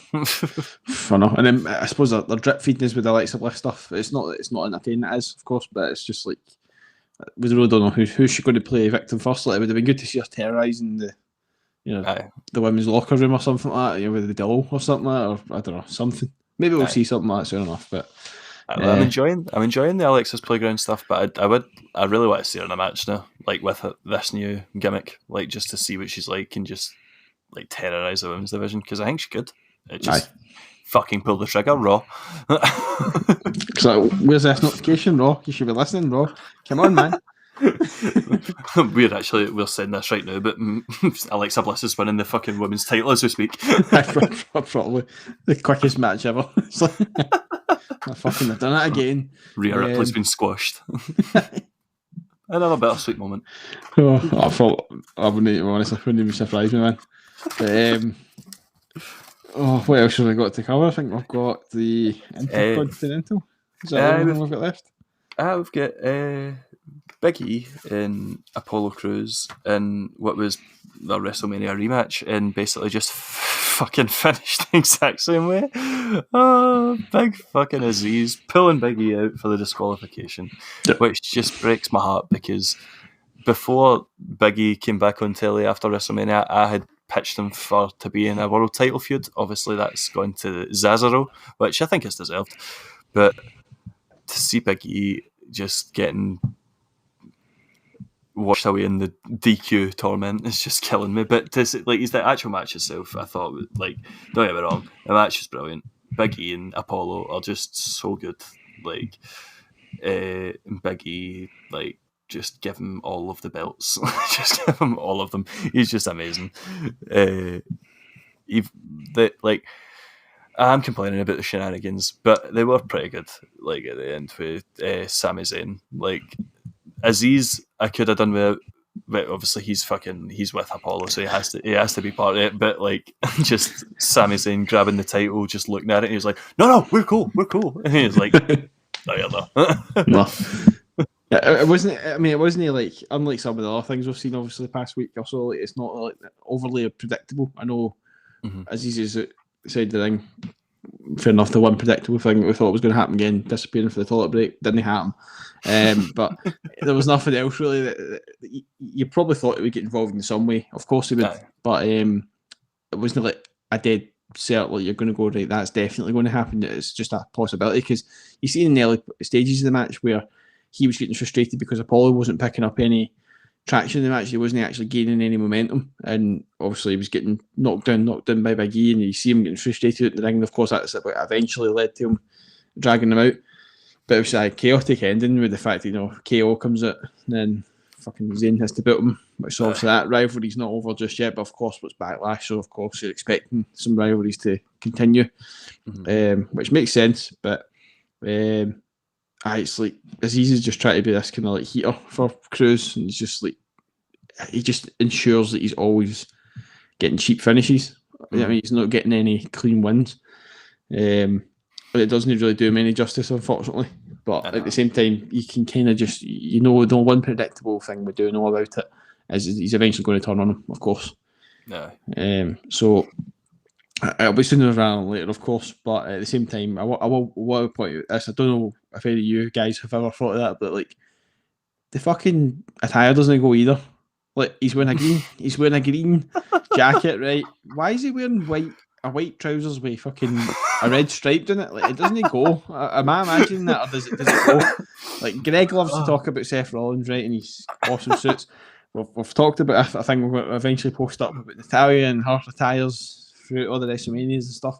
But what the fuck is this guy wearing? Who in the back? Maybe that's the fashion in Nigeria. You don't know. It must be, man. But every time you can see every time a guy fucking gets onto a knee, he's fucking shit scared of that thing fucking splitting. It's like the shittest Halloween costume trousers ever that you just think about to rip at any moment. You see him pulling the leg up before he goes down, because you just know he knows his trousers are going to fucking split. God! But I think I like the way they're building it though. And potentially with them all getting involved, it could get into a fatal four-way. I don't know if you would think of that if it turned into a fatal four-way, or I don't even know if it is that something that's been confirmed or. I don't actually know, but it's been a long time since I've seen a fatal four-way, to be honest. I honestly couldn't tell you the last time I've seen one. I think, listen, anything that'll get Big E on my screen, I'm here for. And just to think the names that would be involved in that match. I mean, it can only be anything. It can't be anything but good. Fucking Big E, Apollo, KO, Sami Zayn. Just as long as General fucking Aziz. General Jobby. We love the Jobby talk. as long as he keeps his big fucking Samoan spike away from matters, because that's what it is. It's a Samoan spike. It's not a Nigerian nail. That's all it'll ever be to me. Fuck knows they come up with that one. I really don't know where they come up with it, but I just wonder. I wonder how long it'll be before they do think about moving Big E on to bigger things, because like we've spoke about, we feel that that's what they're going to do. They've kind of said it themselves that they're going to move on to bigger things because that's what he's going to be doing. No. But I don't know. But like you said, with the big man, Big Aziz, hopefully he stops going fucking thrift shopping with Macklemore and he just gets some decent attire and stays the fuck out the way. But we'll see what happens. But no, I would like to see a Fatal 4-Way. I think that would be a really interesting match, because the fact is, Sami Zayn's reverted back to his old storyline before the storyline with Logan Paul or Jake Paul, whatever the fuck there. Whatever wanker it is. But Logan, he's less a wanker. Logan, he's a wanker, but he's less a wanker. Aye. But basically he's reverted back to the old storyline. I mean, he's never lost the title, and it's his title, and so that's also still something that they're reverted back to, which is fair enough, because I don't really know whether we're going to fucking ever finish with that whole his theories of what's going on. Documentary. It's like, I don't know if I don't really know. I can't think personally of what you could have come up with to go, that's your finishing point. It's just a case of you need to get beaten, that's it, and then you need to move on, because I can't see a clear ending to that other than that. So we'll see. But I don't know. Personally, with that side of things, obviously that drags in with him still being obsessed with the title. Does drag in Owens, of course, and which would be good. And then obviously we heard they got Big E and Apollo. So, but this the thing is it still too early for Apollo to drop it? I don't know. So maybe SummerSlam. I think in like this could just be wishful thinking. But I think they'll probably look to keep it on Apollo, like just to make him obviously, because like obviously he came up for NXT the first time and then didn't do a great deal. He looked like when I first seen him when he first came up for NXT and his first run in the main roster, I thought it looked really good, but just not like good in the ring, but he just didn't have that like personality. But now like he seems to have it a bit. Like whether like, listen, I'm not too keen on him like having a shitty fake Nigerian accent, but listen, if that's what he has to do to find his voice, fuck it. Aye.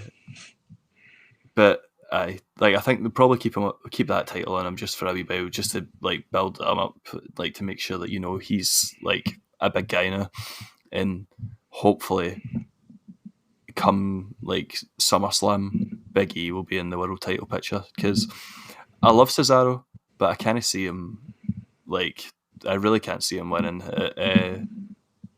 Is it WrestleMania Backlash they two are fighting? I think so. I think Cesaro will have obviously we all know he can he'll have a fantastic match, but in terms of going over, I think Roman Reigns is definitely going to win. But I think if you're looking for the perfect babyface to go over in that scenario, it's got to be Big E. I genuinely cannot think of any. I mean, other than Daniel Bryan, but he's away now. I genuinely can't think of any other face superstar that should be in that picture. No, I can't myself, to be fair. I don't know. See, the thing is, I've just started to think, I don't know whether that's a possibility, but I wonder if there's a way Cesaro could win a match. The thing is, I'll still get Edge to come back, and we're talking about Backlash here, so I suppose there's still a chance that Edge could come back for another bite of the title since Daniel Bryan's gone. Floating quotation marks. But he's gone, so does that leave Edge in a clear shot at a one-on-one with Roman Reigns at Backlash now to finish off that feud? Or does he just all of a sudden Edge just move on for this, just without anything? But then at the same time, it would be an interesting spin on a storyline if Cesaro had an option to either win the title or reinstate Daniel Bryan. And then he chooses to reinstate Daniel Bryan over the title. And it's one of those, you did it for me. I don't know. I don't know if that's something that we think about, but maybe that's a bit too complex for WWE, but I don't know. It would defeat the purpose of the fucking title right enough, but it's not the point. But I suppose it's a bond they've just built literally on screen. Obviously, it's been a bond they've always had for years, but it's a bond that we've just been shown on the screen again recently. So it's like it just ends like that, and that's it. You know what I mean? Or is it supposed to be the bond because he's just been, he's lost? Is this what's going to push Cesaro to get that victory? Perhaps. I hope so. And I don't think that Cesaro will beat Roman Reigns, but it would be nice to see.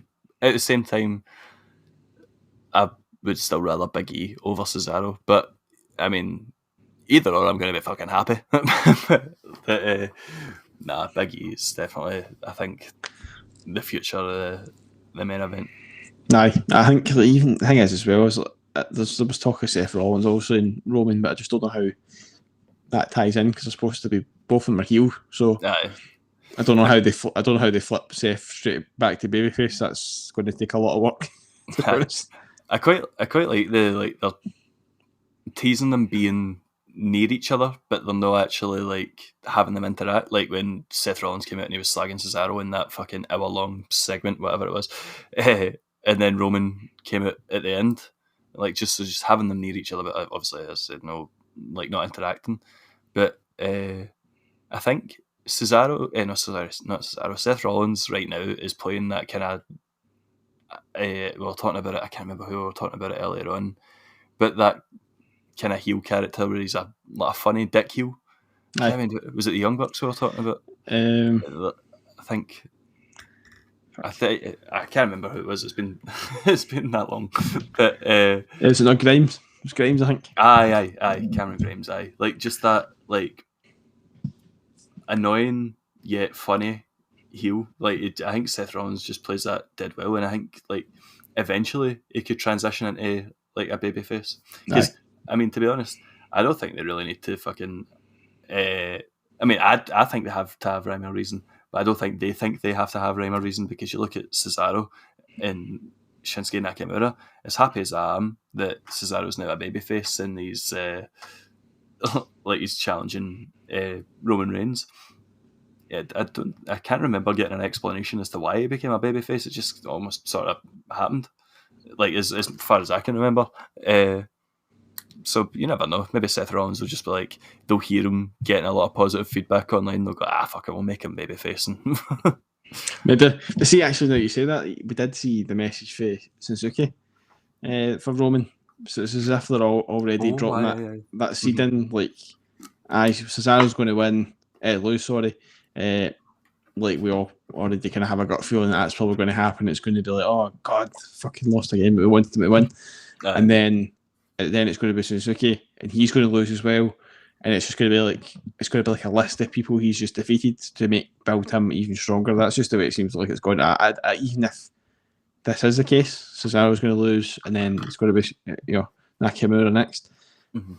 I can't help but feel the same way about Nakamura. He's going to lose as well. As much as I would love to think that Nakamura would be respected just as much as Cesaro would be, and you'd like to think that they've got a great, fantastic chance. Probably not. They're probably just going to get squished. It's unfortunate. I think, even the way that, we can talk a wee bit about the main event. Obviously, we saw the outcome. But then at the end of it, when Roman was going to do the concerto to Daniel Bryan, obviously Cesaro coming out, just that fucking uppercut that he gave to Roman Reigns, man, that was ridiculous. And then just keeping that almost personal rivalry going, just having Jey Uso come out and just hold him and make sure that he sees what's happening to Daniel Bryan. I think going into whenever they have this match, I think I'm pretty sure it is a Backlash. I think with them having that personal side to it, I think they'll give Cesaro a decent showing, but obviously have Roman go over in the end. I think you're right, to be honest. They've got to give him that respect at least, even if it is a loss. But you can't help but feel it's going to be a dirty win in it, or it's going to be. It's not going to be a clean one, is it? Let's face it. or it's going to be handcuffed to a bit of the stage. Just... hopefully the plastic ones this time that we've all had as kids. That you don't need to keep you open, you can just fucking bust open. Or they've put, there's some sort of cop training out there or something that Paul Heyman's been put through some training to how to fucking use them. And Roman's told to actually stay grounded for once. I just, honestly, same time though, man. Like I would have, looking at it in hindsight, of course, I wouldn't have it any other way because Roman has become this fantastic heel. But at the time, I was fucking raging because I wanted Owens to win. Yes. And that really did fucking ruin it. But at the end of the day, I suppose these things can happen. It just shows you things can happen. But just, I think it was just a combination of the fact the count stopped or something. It would have been good if there was some sort of thing where, like, I don't know, Heyman or something, or somebody came out and knocked the ref over. There was a bit where Roman, like, he pulled the ref, but then I think did he not get back up and start counting the count or something like that, and then he was still fucking in. I don't know, honestly. I don't really see Paul Heyman getting all handsy with a ref and going, fucking, come on. So it's not going to happen. But I don't know. The one thing I would say about that whole match, that whole main event, is that's the one thing you can say that it's proof that WWE can still give you that must-see main event that you want to watch. It's definitely, they've still got something there, even if it is just in SmackDown and NXT. But maybe they'll regain it with some Raw. But Raw needs to have some. I think they need stars more than anything. I think to rescue that. Definitely. I just don't know who they're going to pull out the fucking hat with this one, right enough. It's mental to think that, like, the stars that they actually have got in Raw, like fucking the champion Bobby Lashley, like, he is a like genuine star. Our boy fucking Drew McIntyre, like Braun Strowman if he was booked right, The Miz, John Morrison if they were booked right. Like, there is so much talent there. Just get a bit of fucking writing stuff. I know, it's I don't know. I don't know. We never find out the fucking names. I don't think we ever will, to be fair. Who's behind the creative? But you used to know that there was people like Michael Hayes and stuff like that were behind it, and you probably could have a lot of trust in a lot of these guys. You know what I mean, but like, it's kind of questionable who's actually behind it now. Do you know what I mean? Like, dare I say it? I remember seeing a while back. I don't know if you ever watched. Is it Holy Foley or something? I think it was, or something like that. I seen the first few episodes. It was like his son, obviously. The daughter in a way, I think, was trying to obviously become a wrestler and it didn't work out. But then the son got into the creative team. I don't know what happened at the end of that. But I mean, fucking, he would have fucking had some great ideas. I mean, just for his dad, the fact, I mean, his dad's there, so he's probably seen enough and heard enough for his dad that the fact that he could have fucking pulled off stuff like that. But I think, judging by what we're seeing on Raw, no, he's not there anyway. So I don't really know what's going on. But I think that's just something that needs to change. Hopefully sooner rather than later. But we'll just need to hope that tonight's good. Hopefully we'll regret watching highlights tomorrow. But listen, I fucking hope I eat my words, and I hope that Nia Jax and Shayna Baszler have the best match in the fucking planet. But they won't. Nah. But some sort of tag team came out from underneath a rock and rescued this whole fucking shenanigans. Honestly. If only there was an iconic tag team that could have done that. Only if. But I think there was a wee bit of news. I think I only briefly seen a bit of it. I think there was a finally it was reported on. I think it was Inside the Ropes. I think were one of the ones to report it to reasons why that Kevin Owens never jumped off that ship.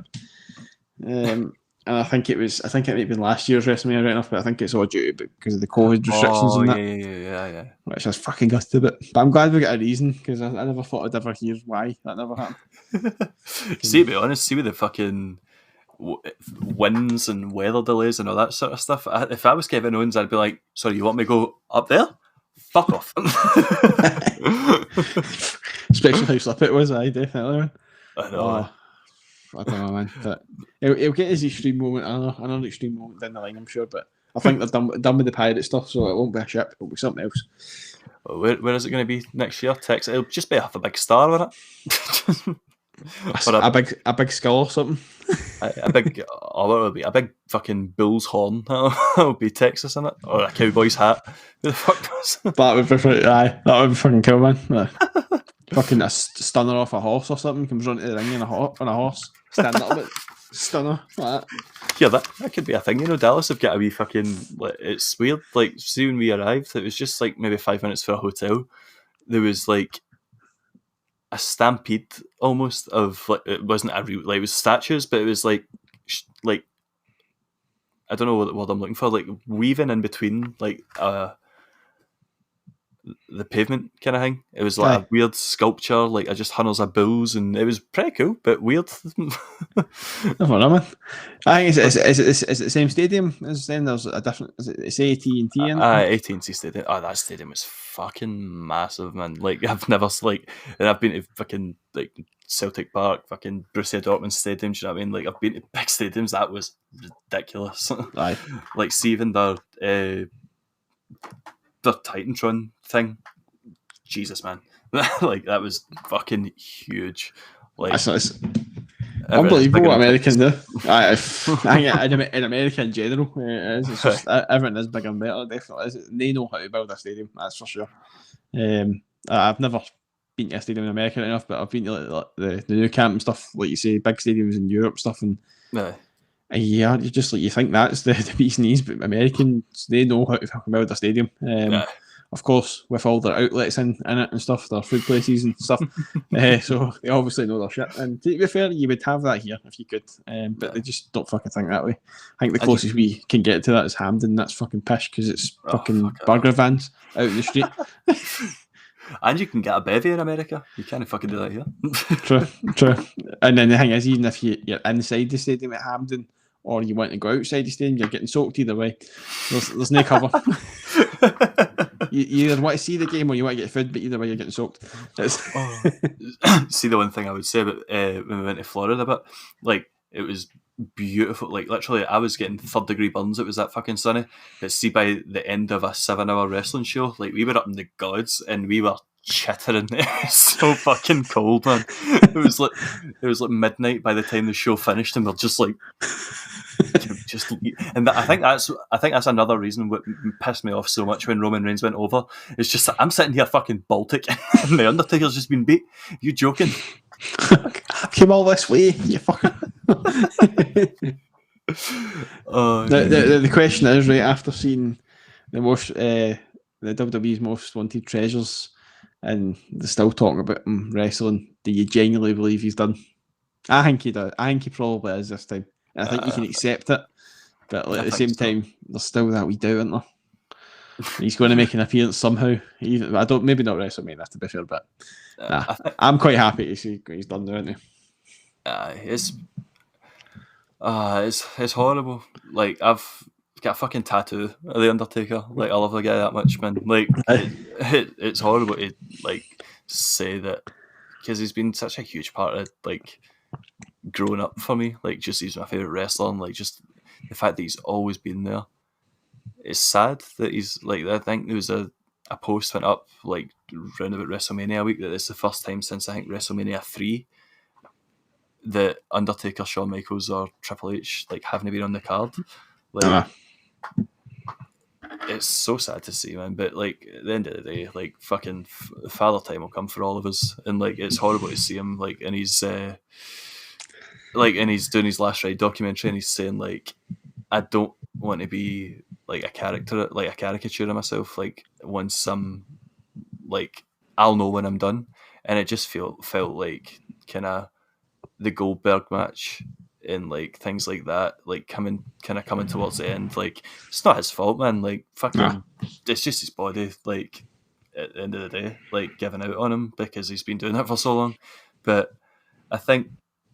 The Boneyard match, like, it's as good a send-off as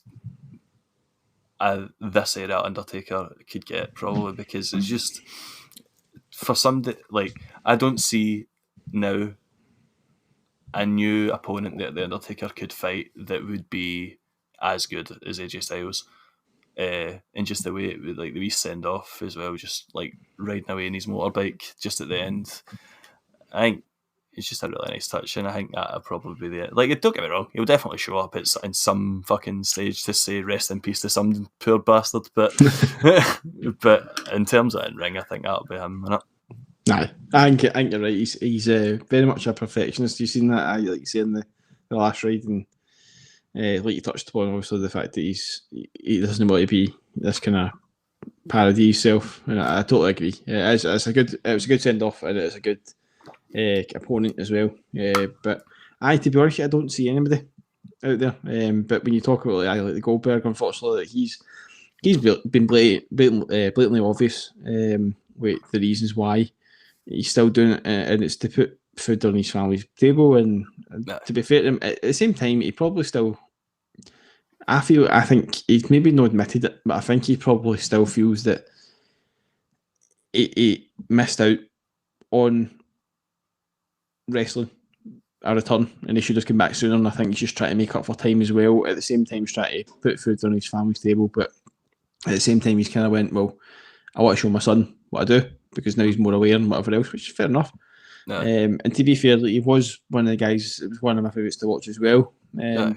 When he was younger, like his undefeated streak and stuff like that was fantastic. But you do need to know when time's up. And see, to be fair, I would have been probably really pissed off if he did continue to be dominant over Drew and fucking buried him, because it would have potentially ruined Drew in a way, like his momentum anyway.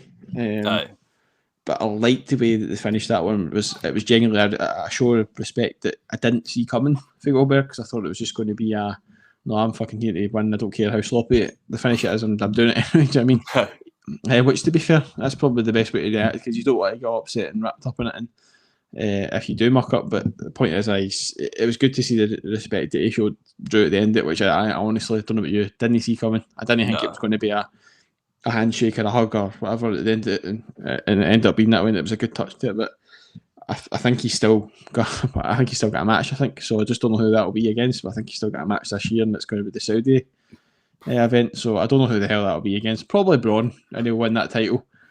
That's never been defended for fucking however long. But, see, to be honest, I don't like. I never watched WCW. I've always been WWE, and even at that, like, pardon me, like, there was periods of time where like I didn't really watch it like a lot. So Goldberg, like, I seen like maybe a couple of pay-per-view matches. I seen him and Triple H. I think it was maybe Backlash. I want to say Backlash, fucking 2003 or 2004 or something like that. And I seen him in like the Elimination Chamber, fucking years and years ago.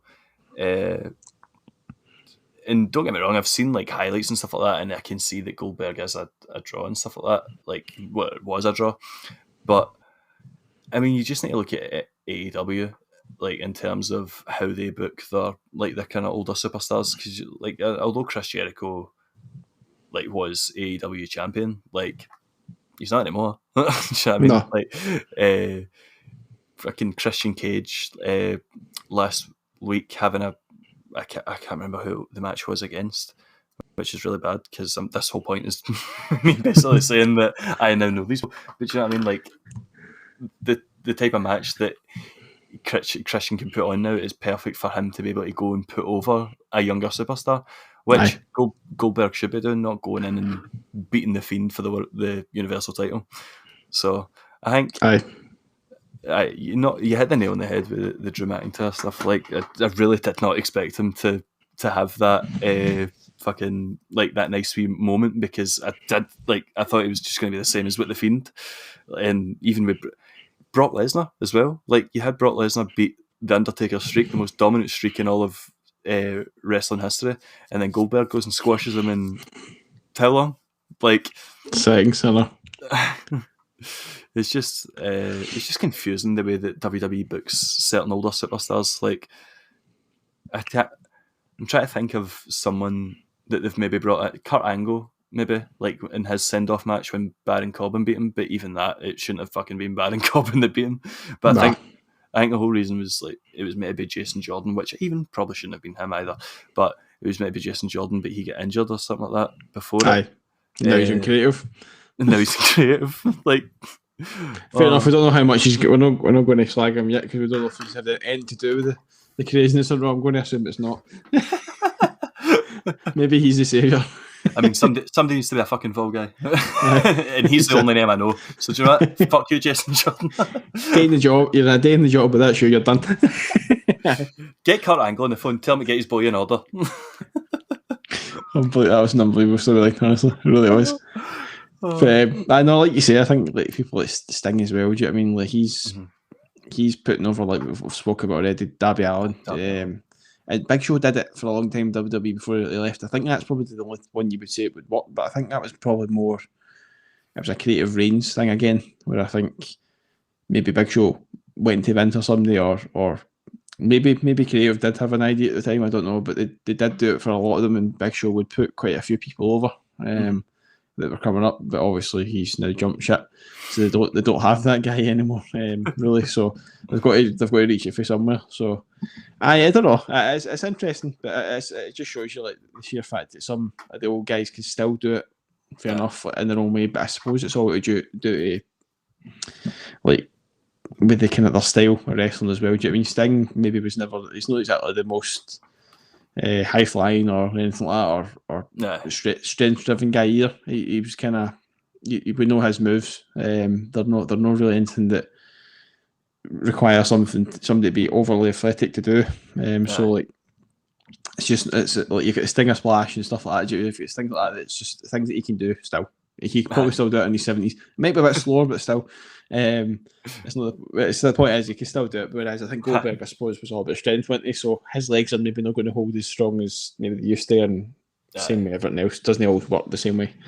But, I was watching a video earlier on as well about like just talking about Goldberg being able to do the technical stuff, and it was fucking where I get most of my wrestling knowledge. What culture?